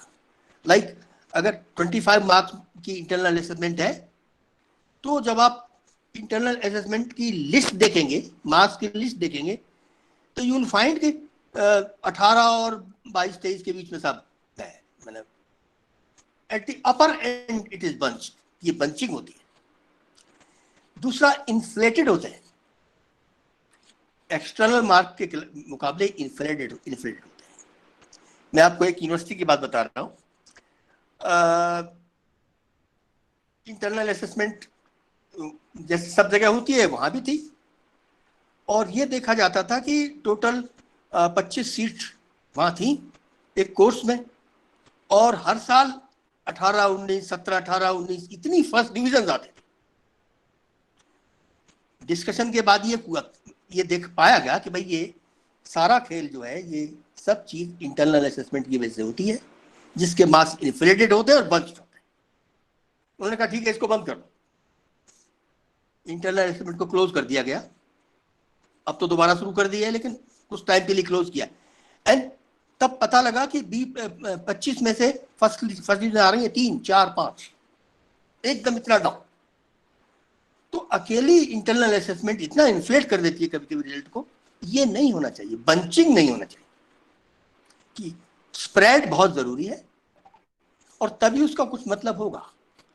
जब आप दो या 3 कंपोनेंट्स के मार्क्स को कंबाइन करते हो फाइनल रिजल्ट के लिए, तो हर कंपोनेंट का अपना अपना कंट्रीब्यूशन होना चाहिए, and that contribution is proportional to the standard deviation of marks. जो स्प्रेड है उसके प्रोपोर्शनल होगा, ये स्टैटिस्टिकल फैक्ट है।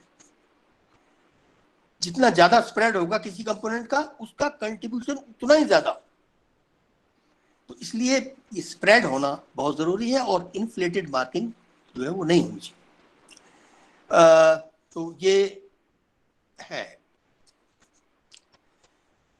अब देखिए, हम इसके कुछ लिमिटेशंस हैं, उन पर भी हम आ रहे हैं। अगर हम ये देखें कि कौन सा हमारे इवैल्यूएशन सिस्टम का कौन सा ऐसा एस्पेक्ट है जो सबसे ज्यादा क्रिटिसाइज होता है, तो वो इंटरनल इवैल्यूएशन ही है। और जैसा कि मैंने बताया, कुछ लोगों ने अपना उसको पहले लागू किया, फिर उसको डिसकंटिन्यू कर दिया, उसके बाद फिर लागू किया, ये सब होता रहता है, एक्सपेरिमेंट इसके बेस पे होते हैं। तो एक तो इसमें यह है कि this is affected by certain external variables, कुछ ऐसी चीजें जिन पे इस पर असर पड़ता है, in addition to students own hard work. वो अलग बात है, स्टूडेंट अपना हार्डवर्क करता है, उसके बेसिस पे असेसमेंट हो, बहुत अच्छी बात है, लेकिन इंटरनल असेसमेंट में कुछ चीजें आती हैं, खासकर हमारी सोसाइटी में तो ये है ही, लाइक सोशो इकोनॉमिक फैक्टर्स आ जाते हैं, कुछ वैल्यू रिलेटेड फैक्टर्स आ जाते हैं, caste and community, gender, regionalism, ये सब चीजें उसमें आ जाती हैं, और कभी कभी स्टूडेंट भी उसका फायदा उठाने की कोशिश करते हैं। तो ये चीज जो है एक हमारे यहाँ प्रॉब्लम है। तो इसका कुछ सोचना चाहिए कि इसका क्या करें। एक्चुअली फंडामेंटल बात यह है कि ये सारी नई चीजें जो भी हम इम्प्लीमेंट करते हैं, और जहां भी इंडिविजुअल्स का इन्वॉल्वमेंट है, चाहे वो टीचर्स हो, स्टूडेंट हो, या कुछ और, इसमें एक चीज है, implementation of any new concept assumes that all concerned are honest. ये बेसिक एजम्पशन है इसका, ये इंटरनल असेसमेंट का बेसिक एजम्पशन ये है कि जो भी उसमें इन्वॉल्व है, चाहे टीचर है, स्टूडेंट है, चाहे कोई और है, वो सब ईमानदार हैं। अगर ये एक एजम्पशन सेटिस्फाई नहीं होता तो फिर वो पूरा सिस्टम कोलैप्स कर जाता है। एनीवे, लेकिन फिर भी हमने देखा कि बहुत सारी अच्छी बातें इसमें हैं, and CCIE is a good idea. Its advantages outweigh its disadvantages. देखिए, advantages, disadvantages वो हर चीज के होते हैं, लेकिन इसके फायदे ज्यादा हैं और इसकी लिमिटेशंस कम हैं।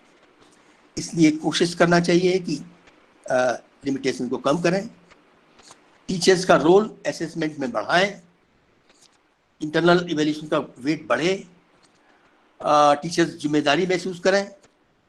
ये चीज इसमें आनी चाहिए और ये सिस्टम वर्क करेगा और असेसमेंट में इसका कंट्रीब्यूशन बहुत अच्छा होगा। तो ये चीज है। और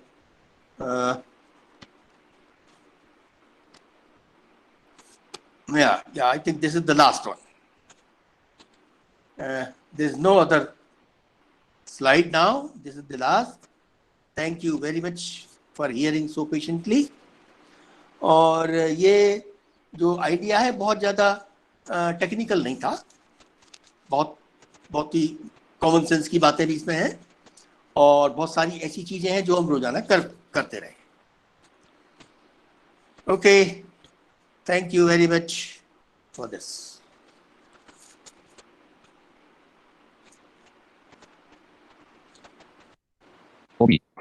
Thank you, sir. Thank you very much, sir. Now, I would like to invite the participants, all the professors who have connected to this web workshop, to please come in and if you have any query, you can unmute your microphone and ask question directly to the sir.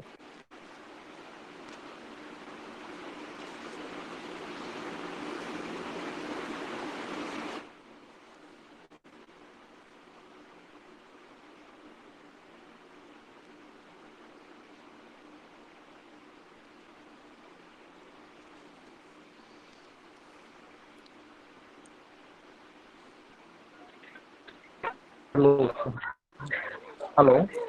Hello. Yeah, I'm Dr. Rahim from BH. Yes, please. Hello, sir. हाँ, बताइए। Hello. Am I audible, sir? Yes, yes.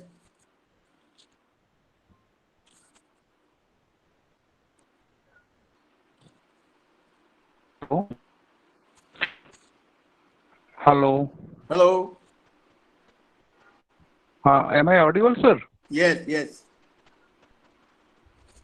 Yeah, I'm Dr. Raju Maju from BHU Varanasi, sir. Okay. I'm a faculty member in the law university. Okay, I was in So my BHU earlier. question is that the internal. Okay, thank you very much, sir. Sir, my humble query is that, sir, even in the internal assessment system that as a faculty member, what we are facing sometimes, that there is also pressure for the teacher that if suppose if I am giving less mark, then sometimes the students are dissatisfied, and if there is the internal assessment is there, then they will give you very low marks because you are giving the low marks. So sometimes we feel very what I can say the pet. So what is your opinion in this? Yes, आपकी बात है, सही है। कहीं देखिए, अगर teachers के marks में वेरिएशन होगा तो that will create problem.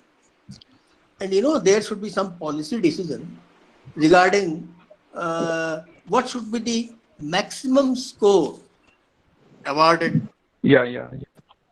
And in the internal assessment, and such policies exist in some places. This is one thing. And secondly, in some institutions, there is a provision of moderation of internal assessment marks. Yeah. Moderation क्या जाता है, it's moderated by a committee. For example in Aligarh Muslim University where I worked, in the department we had a committee, and committee met for a day and examined the entire internal assessment awards by teachers and tried to moderate them so that uniformity is maintained. Okay sir. इस तरह का होना चाहिए. Sir एक दूसरी बात जो उसमें ऐड करना, आप तो ये मॉडरेशन की बात कर रहे हैं sir. in our department in BHU we don't have moderation. Then application to the concerned teacher, and the concerned teacher will send disturbance बहुत आ रहा है भाई. through that class. उसमें जो तो मॉडरेशन यहाँ तो नहीं है सर, उस टाइप की मॉडरेशन तो नहीं है सर. आवाज क्लियर नहीं है आपकी. हेलो. हाँ हेलो सर जी, आपकी आवाज क्लियर नहीं है, और किसी का भी है म्यूट कर दें तो उनकी आवाज क्लियर आएगी. जूही मैडम आवाज.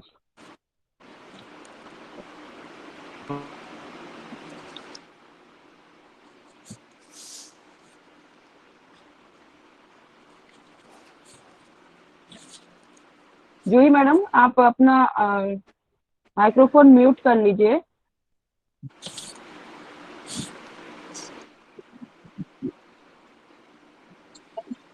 हाँ माझी सर आप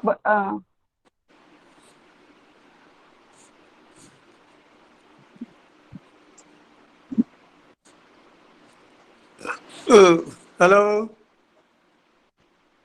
जी.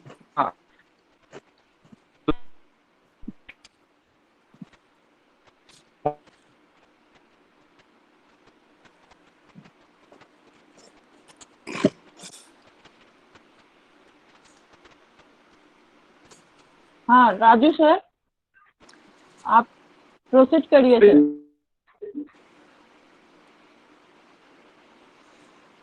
Yes, please. I'll be taking.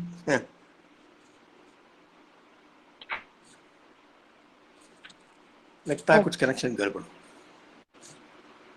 Raju sir. हाँ. राजू सर आप प्रोसीड करिए sir.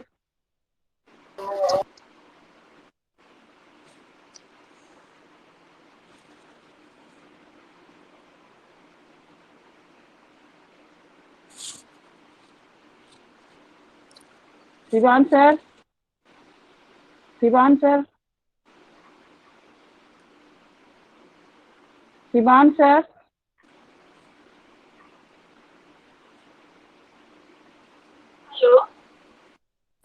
Hello? Hello? Yes, please. हाँ सर. हाँ sir. Yeah, ma'am, there is a question from Parveen ma'am. Parveen ma'am, please आप अपने आप को अनम्यूट करिए और क्वेश्चन पूछिए.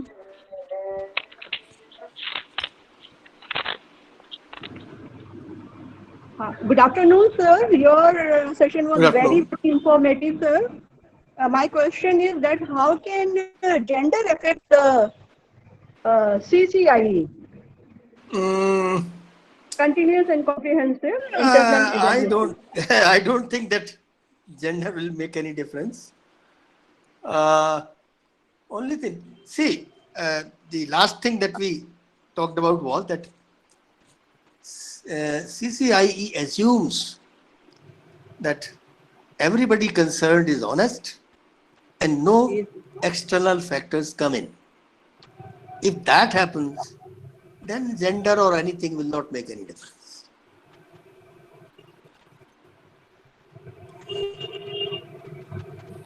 Okay, sir.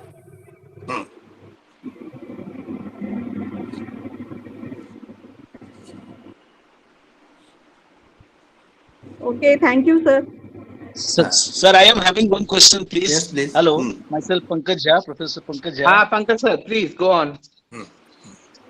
सर एक क्वेश्चन है, आप कह रहे थे कि असेसमेंट जो है बिल्कुल बच्चों की कैपेबिलिटी के हिसाब से होना चाहिए।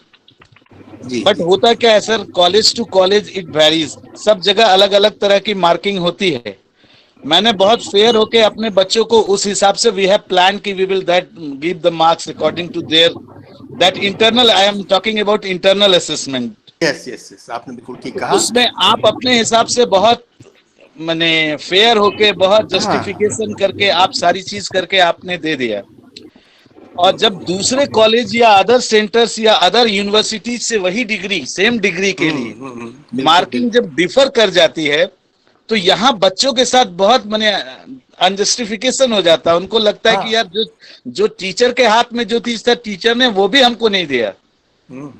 तो ये एक बहुत बड़ा माने ये सर नेशनली एक डिसीजन होना चाहिए कि मान लीजिए हाँ, मैंने अपने यूनिवर्सिटी में दे दिया या हमारी यूनिवर्सिटी ने ये डिसाइड कर लिया, बट वही बीएड की डिग्री या वही अदर डिग्री या वही कोई डिग्री अदर यूनिवर्सिटीज से जब आती है जहां इंटरनल असेसमेंट के ये प्रोसेसेस हैं और इन चीजों को फॉलो नहीं किया गया है, तो हमारे यूनिवर्सिटीज के बच्चों का मार्क्स और उनके यूनिवर्सिटीज के बच्चों के मार्क्स में बहुत वेरिएशन हो जाएगा सर। बिल्कुल ठीक बात है आपकी। और देखिए ये चीज, क्योंकि हमारे यहाँ नंबर ऑफ इंस्टीट्यूशन बहुत ज़्यादा है और यूनिवर्सिटीज़ बहुत तरह की, यूनिटरी यूनिवर्सिटीज़ हैं, एफिलिएटिंग यूनिवर्सिटीज़ हैं, और एफिलिएटिंग कम यूनिटरी है, कई तरह के इंस्टीट्यूशंस हैं और बहुत एनरोलमेंट है। देखिए इस वक्त यूनिवर्सिटी सिस्टम में हमारे यहाँ एनरोलमेंट 4.25 करोड़ है करीब करीब, यानी 3.75 करोड़ इतने रेगुलर जो एनरोलमेंट हमारे यहाँ है, और इसीलिए तरह तरह के इंस्टीट्यूशंस हैं। लेकिन मैंने आपको एक बात बताई कि इंटरनल असेसमेंट को अगर आप स्केलिंग कर दें, means if you reduce them, देखिए सबके मार्क्स जाते तो यूनिवर्सिटी में, जितने भी कॉलेजेस हैं, इंस्टीट्यूशंस हैं, सबको अपने मार्क्स यूनिवर्सिटी में भेजने पड़ते हैं। वहां यह पॉसिबिलिटी है कि इनको कॉमन स्केल पर स्केलिंग की जा सकती है, और उसके लिए स्टैटिस्टिकल मेथड्स भी अवेलेबल हैं और ग्राफिकल मेथड भी अवेलेबल है। तो वो चीज़ अगर हो जाए तो वो समस्या और उसका हल निकलेगा। ये बात आपकी सही है कि कुछ यूनिवर्सिटीज़ में बहुत ज़्यादा, और देखिए अगर ये वेरिएशन नहीं होता ना, तो फिर जो एम्प्लॉइंग कंपनियां हैं या एम्प्लॉइंग बॉडीज हैं वो अपना टेस्ट नहीं करती। सारी जो जॉब मार्केट है पूरा का पूरा, कंपनियां भी हैं, एस्टेब्लिशमेंट हैं, गवर्नमेंट के भी हैं, प्राइवेट में, सब लोग अपना टेस्ट करते हैं। क्यों करते हैं? वजह एक यही है जो आप बता रहे हैं कि मार्क्स में वेरिएशन है। कहीं मैंने ऐसी जगह है जहां 70-75% से मार्क्स देना शुरू होता है और जाके 95 पर खत्म होता है, और कहीं ऐसा भी है जहां शुरुआत 20% से होती है और 60 तक नहीं पहुंचती। तो ये सब है। इस वेरिएशन का खत्म करने का तरीका यही है कि एक कॉमन स्केल बनाया जाए और उस पर सबको रिड्यूस किया जाए, और एक ये पॉलिसी डिसीजन नेशनल लेवल पे करना पड़ेगा कि हमको, और अब ये कंप्यूटर के ज़माने में, इंटरनेट के ज़माने में ये सब पॉसिबल है। ऐसा नहीं है कि ये हो नहीं सकता, ये हो सकता है। मुझे याद है मैंने अलीगढ़ मुस्लिम यूनिवर्सिटी 1985 में ज्वाइन की थी। उस वक्त वहाँ एक प्रैक्टिस थी कि एक पर्टिकुलर स्टेट्स के मार्क्स को में से कुछ एक फैक्टर माइनस करके तब यूज किया जाता था कॉम्पिटिटिव उसके लिए। मतलब ये क्योंकि कुछ ऐसा देखा गया कि एक पर्टिकुलर स्टेट में मार्क्स दूसरों से एवरेज बहुत ज्यादा था। तो एक्चुअली हर यूनिवर्सिटी में एक एग्जामिनेशन रिसर्च यूनिट होना जरूरी है जो कि डेटा एनालिसिस लगातार करे, कि हर साल उसके पास जितने एप्लीकेंट डिफरेंट यूनिवर्सिटीज से आए हैं यूनिवर्सिटी वाइज कैटेगराइज करे, उनके परफॉर्मेंस को स्टडी करे कि वहाँ एवरेज मार्क्स कितने हैं। तो यू विल नो, आपको पता चल जाएगा कि कहीं एवरेज बहुत ज़्यादा है, कहीं एवरेज बहुत कम है, तो उससे मालूम पड़ जाए और उनको एडजस्ट किया जा सकता है। लेकिन ये सब पॉसिबल है, थोड़ा डिफिकल्ट ज़रूर है आज के ज़माने में। लेकिन ये अब मुझे ऐसा लगता है कि हर यूनिवर्सिटी में एक एग्जामिनेशन रिसर्च यूनिट का होना बहुत जरूरी है, जो यही काम करे, डेटा एनालिसिस करे हर साल का। तो उससे कुछ समस्याओं के हल निकाले जा सकते हैं। जब समस्याएं समझ में आएगी तो सॉल्यूशन भी आएंगे। तो ये चीजें हैं। तो वेरिएशन तो आपकी बिल्कुल बात सही है कि ये वेरिएशन हमारे यहाँ है, तो उसको दूर हो सकता है। Thank you sir, thank you so much, thank you so much. Good afternoon. Good afternoon, Shiban. Good afternoon. Good afternoon Sandhya madam. Sir Sandhya ma'am है हमारी senior faculty, she is there with the question. Okay, Sir, good afternoon, sir. Good afternoon. I have one. I'm not telling this is a question. ये मेरी एक चिंता है sir. चिंता ये है कि आजकल पहले से भी ऐसा होता आया है, लेकिन आज ये ज्यादा रेलेवेंट हो गया है कि कोई भी एग्जामिनेशन जो हम डिजाइन कर रहे हैं या एग्जामिनेशन लेने के पैटर्न को देखेंगे या एग्जामिनेशन अगर करेंगे, उसको अगर हम लोग अंजाम देंगे सर, तो उसमें क्या इसमें रिसोर्सेज जो हमारे बच्चे को मिल रहे हैं वो रिसोर्सेज का कोई कंटेक्स्ट होगा? जैसे कुछ अच्छे तबके के बच्चे हैं, उनके पास बहुत सारी सुविधाएं हैं और इनफ्लिप है और ऑनलाइन लाइब्रेरीज उनको मिल रहे हैं, पर कुछ बच्चे हमारे ऐसे डिप्राइव्ड क्लास से आ रहे हैं जिनके पास ये सब सुविधाएं नहीं है। तो ऐसी स्थिति में क्या उनका अचीवमेंट लेवल अगर प्रभावित होगा तो नेचुरली उनका एग्जामिनेशन भी प्रभावित होगा और उनका रिजल्ट भी प्रभावित होगा और कहीं वो रेस में फिर पीछे छूट जाएंगे। तो ये रिसोर्सेज की अवेलेबिलिटी के कंटेक्स्ट में एग्जाम्स को किस तरह से देखा जाना चाहिए इन फ्यूचर या टुडेज कंटेक्स्ट आज के डेट में, जबकि हम लोग बहुत ज्यादा ये हो रहे हैं, डिजिटल डिपेंडेंसी हमारी बढ़ रही है। Sir please. देखिए एग्जामिनेशन का सर मैं एक बात कहना चाहूंगा सर यहाँ पे कि डॉक्टर संध्या जो है वो हमारे फैकल्टी ऑफ एजुकेशन की हेड ऑफ एग्जामिनेशन है सर। ओके ठीक है। देखिए ये कह रहे थे कि ये वेरिएशन तो है और इसका तो एक ही तरीका है कि साहब इंस्टीट्यूशंस को रिसोर्सेज प्रोवाइड किए जाएं और सारे इंस्टीट्यूशंस बराबर हो, वेरिएशन नहीं होना चाहिए, तभी ये इस समस्या का हल निकलेगा। और वैसे तो नेचर ने ही डिफरेंस पैदा किए हैं, सबको एक जैसा नहीं बनाया, लर्निंग कैपेसिटी भी सबकी अलग अलग है रिसोर्सेज के साथ साथ। लेकिन हाँ ये है कि लर्निंग कैपेसिटी को तो हम बराबर नहीं कर सकते, रिसोर्सेज को कर सकते हैं, तो उसमें बराबर भी नहीं कर सकते, लेकिन ये जो वेरिएशन है इसको कम किया जा सकता है। तो इसके लिए तो ये है कि भाई कहते हैं कि हर चीज़ मैं तो ये सोचता हूँ कि गवर्नमेंट को चाहिए कि कुछ एजुकेशन पे एक्सपेंडिचर अब बढ़ाए। देखिए कोठारी कमीशन ने 1964 में 64-66 में ये कहा था एजुकेशन पे 6% होना चाहिए, 6% of GDP should be spent on education. ये बात है 1966 की। 1968 में फिर there was first national policy in education in 1968 under which the government declared it that the government would spend 6% of GDP on education. और उसके बाद लगातार जब भी कोई भी नई सरकार आती है ये जरूर कहती है कि हम एजुकेशन पे 6% जीडीपी का खर्च करेंगे, लेकिन आज तक 4% के ऊपर नहीं बढ़ा है। तो अब तो ये एजुकेशन पे खर्च तो करना पड़ेगा। देखिए दो चीजें सबसे इंपॉर्टेंट हैं, एक एजुकेशन और एक हेल्थ। जी देखिए अमर्त्य सेन को जो नोबेल प्राइज मिला था उसने काम इसी पर किया था एक्चुअली, और उन्हें ये कहा था कि जितने डेवलपिंग कंट्रीज हैं उनको एजुकेशन और हेल्थ पर ज्यादा खर्चा करना चाहिए दूसरी चीजों के मुकाबले। तो ये चीज हमारे यहाँ नहीं हो पा रही है, बल्कि छोटे छोटे कंट्री जैसे भूटान करीब 8% जीडीपी का खर्च करता है,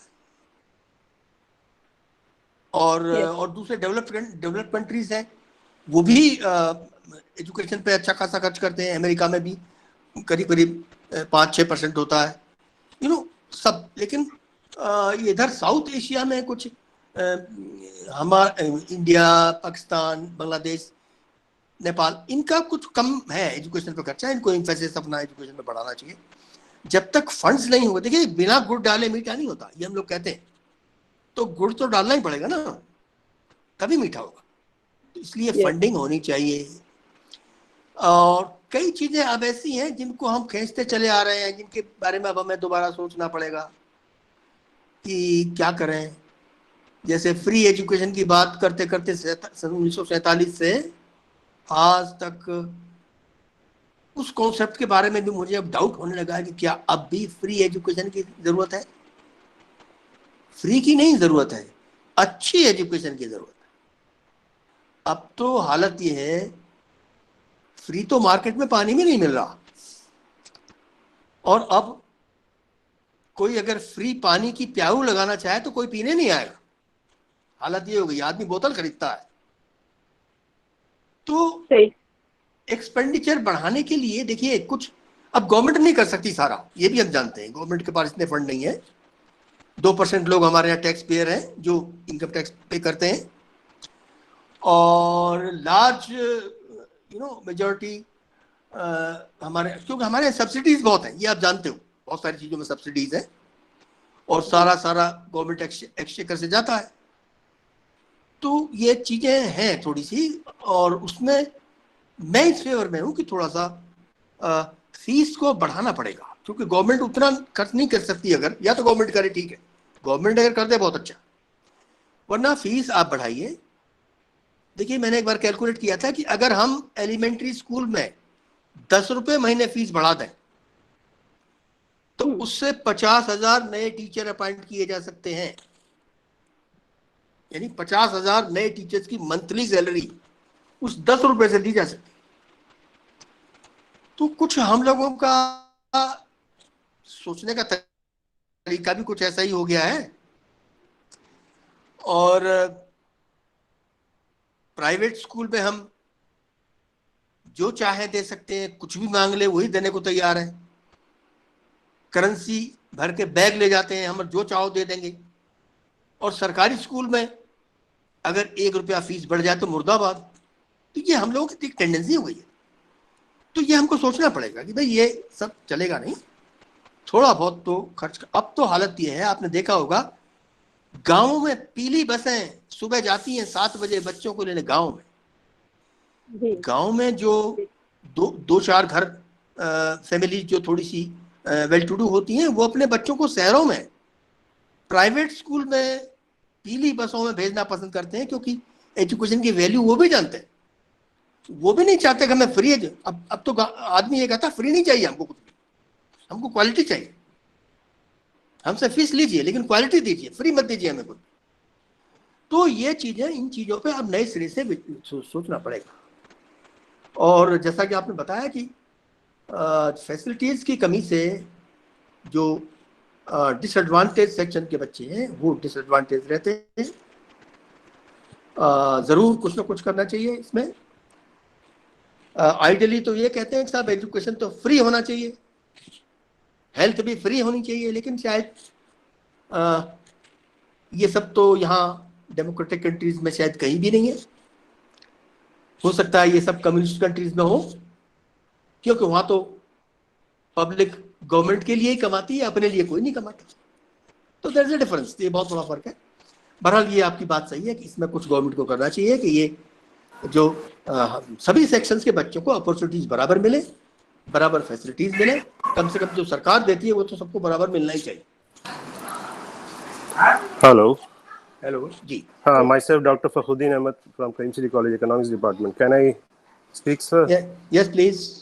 सर मैं बहुत बहुत शुक्रिया सर, आपको बहुत दिन के बाद सुना। मैं भी एक अलीगरियन हूँ सर, 1985 से 97 तक मैं था इकोनॉमिक्स डिपार्टमेंट में।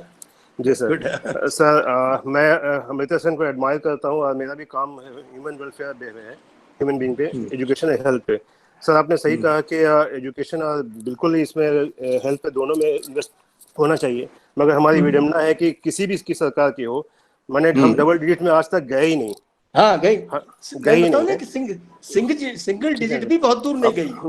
वही मैं कह रहा हूँ, 2% 30% अभी भी वही हाल है। और आज तो हालात बस से बदतर होते चले जा रहे हैं कि आपका जो प्राइवेटाइजेशन जो हम कर रहे हैं, अब फीस इतनी हाइक हो रही है कि अब गवर्नमेंट स्कूल में तो कोई बच्चे जो डॉन ट्रेडिंग सेक्शन सोसाइटी है, जो डिप्राइव सेक्शन है, जो गरीब वर्ग है, वो भी अफोर्ड नहीं कर पाएंगे।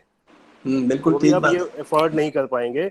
और दूसरी बात मैं ये कहना चाहता हूँ सर कि ठीक है, डिजिटल फैसिलिटीज है सर आजकल बहुत भी, जो आपके पास वेब टाइप है, कुछ भी है, आप गूगल्स में कोई कर लीजिए, क्वालिटी नहीं आ रहा है sir. For the kind quality हमारे जमाने के जो स्टूडेंट आप कंपेयर करिए, आपका जो क्वालिटी हुआ करता था, आज के बच्चों में वो क्वालिटी नहीं दिखाया जा रहा है।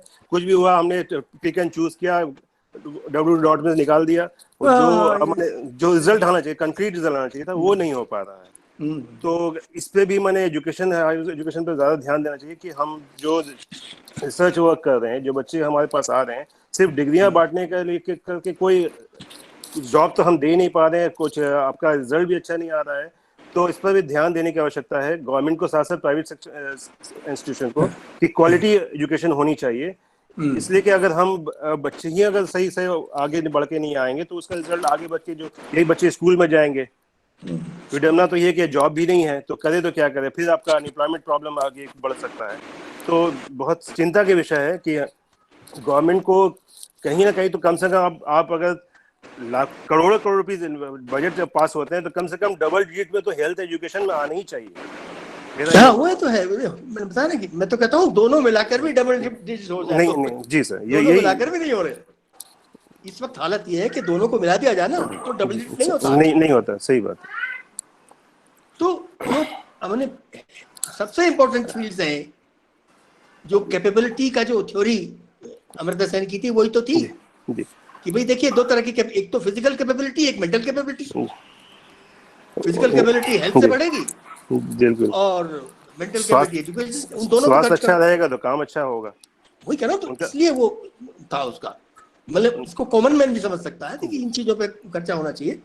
लेकिन हमारे यहाँ तो प्रॉब्लम अलग। देखिए जैसे आप प्राइवेटाइजेशन आपने रेफरेंस किया, कभी कभी ऐसा होता है कि हमें सॉल्यूशंस पता होते हैं प्रॉब्लम्स के, लेकिन हम कर नहीं सकते। नहीं पता, करना चाहते हैं तो उसको सही नहीं कर दिया जाता है। अब आप जब से प्राइवेटाइजेशन हुआ है, देखिए जरूरी था वो प्राइवेटाइजेशन, ये तो जी हाँ मांग थी, जरूरत थी, ठीक है, वो चीज अपनी जगह। ज्यादा नीचे से हायर एजुकेशन की डिमांड बहुत ज्यादा बढ़ गई थी, और क्योंकि हमारे पास +2 के बाद ओपनिंग्स नहीं है।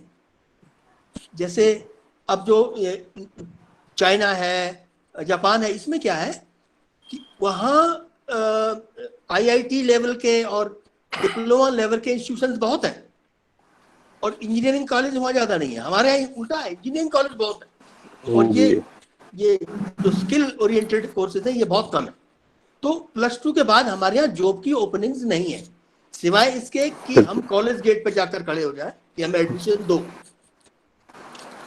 उसमें यहाँ +2 में जी सर, उसमें हुआ +2 में जॉब सिक्योरिटी भी नहीं है सर। +2 में आप स्कूल में टीचर मिल जाएंगे, स्कूल के ग्रेजुएट में आपका मिल जाएंगे, मगर +2 के जो है वो डिलेमा में है, पेंडुलम में कहाँ जाए। प्रॉब्लम तो अपनी जगह है, लेकिन +2 के बाद देखिए 12th क्लास पास करने के बाद सबको आप यूनिवर्सिटी में दाखिला नहीं दे सकते, बिल्कुल कहीं भी नहीं होता दुनिया में।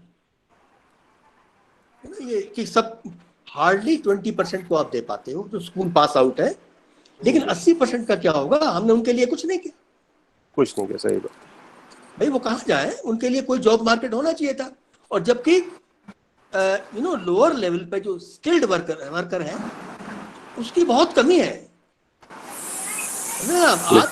भाई आप एक प्लम्बर को जरा फोन करके देखिए, वो कहेगा साहब 2 दिन नहीं आऊंगा, परसों आऊंगा मैं आपके पास। सही, ये हालत है। दूसरा देखिए, हम लोग समस्याएं जानते हैं, सॉल्यूशन जानते हैं, लेकिन कुछ वजह नहीं कर पाते। जैसे आपने प्राइवेटाइजेशन की बात कही, जब से प्राइवेट हुआ है तब से स्टैंडर्ड गिरे हैं, और कुछ तो प्राइवेट कॉलेजेस ऐसे खुले हैं जहां टीचिंग वर्क होता ही नहीं। स्टूडेंट एडमिशन लेने जाता है और एग्जाम देने जाता है और सर्टिफिकेट ले जाता है, 3 बार जाता है। सही बात, ऐसे हैं। लेकिन हम, और हमें पता है, ऐसा नहीं है कि पता, सबको पता है, ऊपर तक सबको पता होगा ये चीजें कैसा हो रहा। और उसका एक सॉल्यूशन है, देखिए, लेकिन हम उसको नहीं कर सकते। प्राइवेटाइजेशन हमको करना पड़ेगा क्योंकि गवर्नमेंट सब कुछ नहीं कर सकती, इतने इंस्टीट्यूशन नहीं दे सकती, लेकिन प्राइवेटाइजेशन को हमें रेगुलेट करना होगा। एक छोटा सा काम आप उसमें कर दीजिए, प्राइवेट इंस्टीट्यूशंस के टीचर्स की सर्विस कंडीशंस वही कर दीजिए जो सरकारी में होती है, काम खत्म हो जाएगा। लेकिन वो आप नहीं कर सकते।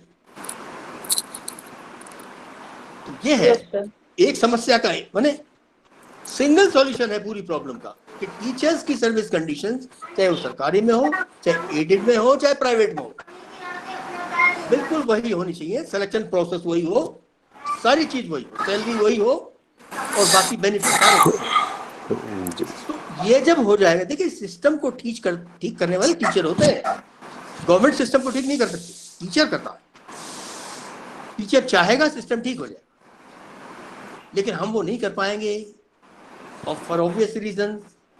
बाकी सब चीजें करेंगे हम, इंफ्रास्ट्रक्चर को देखते हैं, जाके इंस्पेक्शंस करते हैं, हम देखते हैं लाइब्रेरी कितनी है, कंप्यूटर कितने हैं, प्लेग्राउंड कितना है, कमरे कितने हैं। ये इंश्योर नहीं करते कि टीचर्स को की सर्विस कंडीशंस वही हो। किसी नॉर्म में ये नहीं लिखा, यानी जितने भी ऑर्गेनाइजेशंस हैं सबके नॉर्म्स होते हैं इंस्टीट्यूशन के, किसी में ये लिखा नहीं है कि भाई टीचर्स की सैलरी वही होंगी, सर्विस कंडीशंस वही होंगी जो सरकार में होती है, किसी में नहीं लिखा हुआ। ये सब प्रॉब्लम्स हैं। सर आप प्लीज सर प्रेजेंटेशन बंद कर दीजिए ताकि हम आपको देख सकें सर। सर अभी एक प्रॉब्लम आई है कि वैसे तो गवर्नमेंट, अब मुझे ये करना नहीं आ रहा यार, यही तो दिक्कत है। सर आप गूगल मीट खोल दीजिए ना, गूगल मीट खोल दीजिए। सर अब वैसे तो कर रहा हूँ कोशिश, देखिए कोशिश कर रहा हूँ। गूगल मीट खोलिएगा साहब, मैं गूगल मीट खोलूं? गूगल मीट खोलिए। ओके, लीजिए आ गया। हाँ हाँ ठीक है, ठीक है। हाँ ठीक है। हाँ मैडम कुछ बोल रही थी।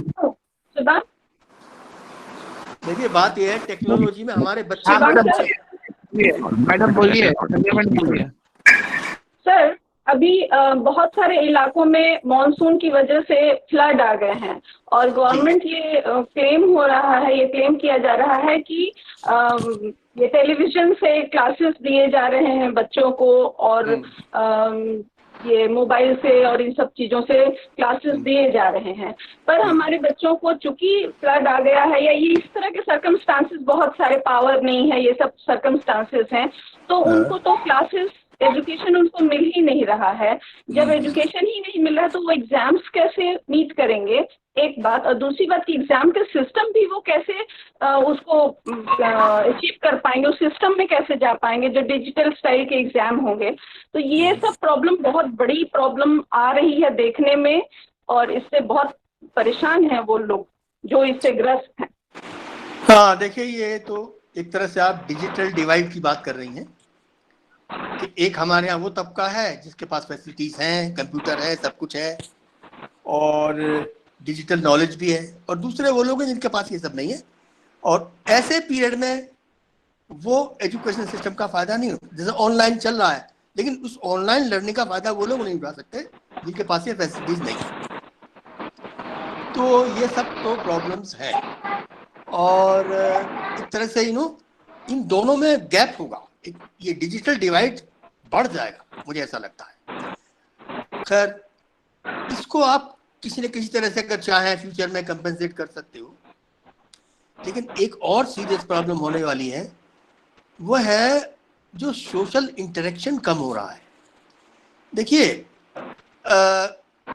ये कहा जाता है कि करीब 93% आदमी इनफॉर्मली सीखता है, जो इंस्टीट्यूशन और उसका जो रोल है वो सिर्फ 7% है। 93% जो लर्निंग है वो इनफॉर्मल होती है और सोसाइटी से, अपने रिलेटिव से, फ्रेंड्स से, दोस्तों से, उनसे जो इंटरेक्शन होता है एनवायरनमेंट से, उससे ज़्यादा होता है।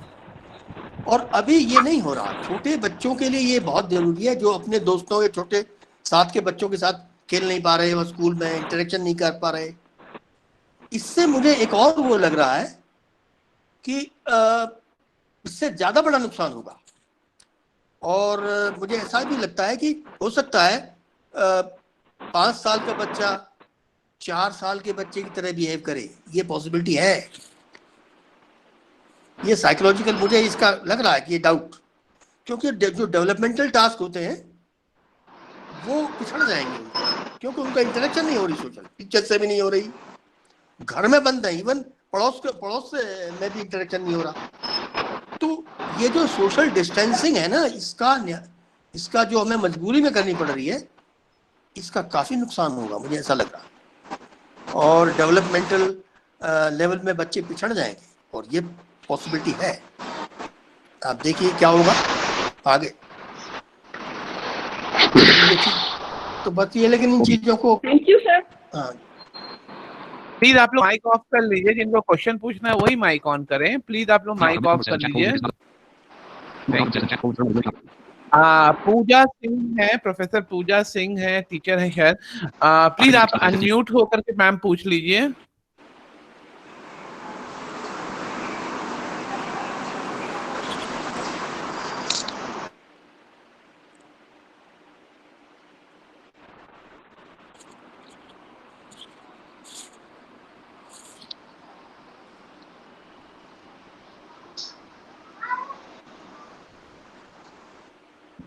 बाकी लोग प्लीज म्यूट कर लें अपने माइक को।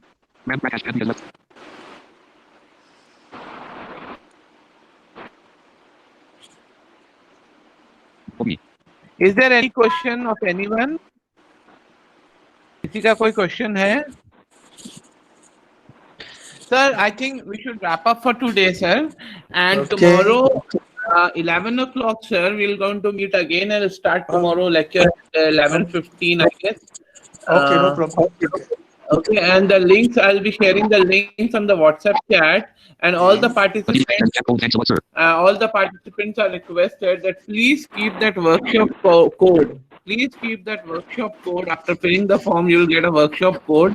Please keep it for the further reference, because you will be needing it when you will be issuing your e-certificate. You will be needing it, those workshop code. If you don't have, then we won't be able to provide you later on. So please keep it for your record so that you can get the done here.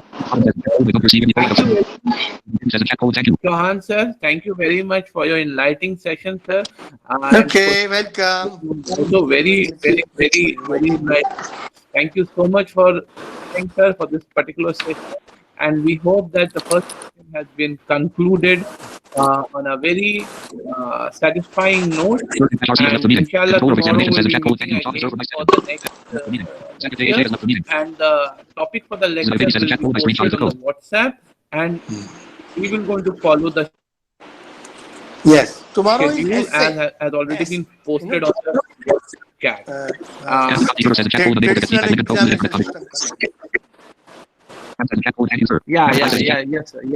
Yes.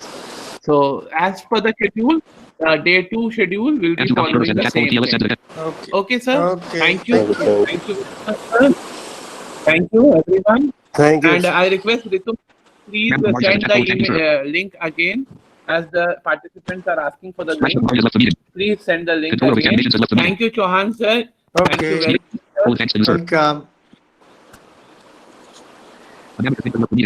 River Rock 6 says attack code PS code //forms.3/QXRQT calculator com9. Swati got the left parent assistant professor education right. Dynamic Navadina said Swati got the left parent assistant. Nav. DRCPS Jordan. DRCPS Jordan. DRCPS Jordan. DRCPS Jordan is left the meeting. River Rock 6 says DRCPS. Navadina said is left. Navadina said is left. Navadina said is left. Nav tab. View site information button. Tab. Address and search bar edit. Shift tab. View site information button. Shift tab. More options button menu. Press space expanded. Contact menu. Sir, completed. Shivan sir. Yes, sir. Baby. Stop recording. Shivan sir, complete sir. Menus. More options. Yes, ma'am. Yes, sir. Tab. Stop recording this meeting dialog. Cancel button. Tab. Stop recording button.